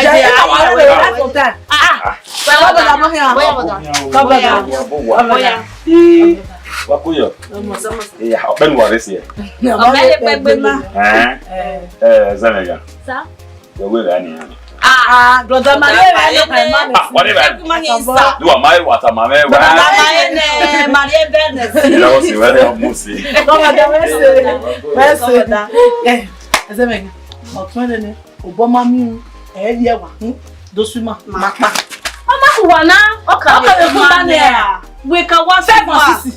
We want swimmer where I do the river no twin. Wow, I don't tell me what kind of. Obama mi wa de wa ba twin swimmer.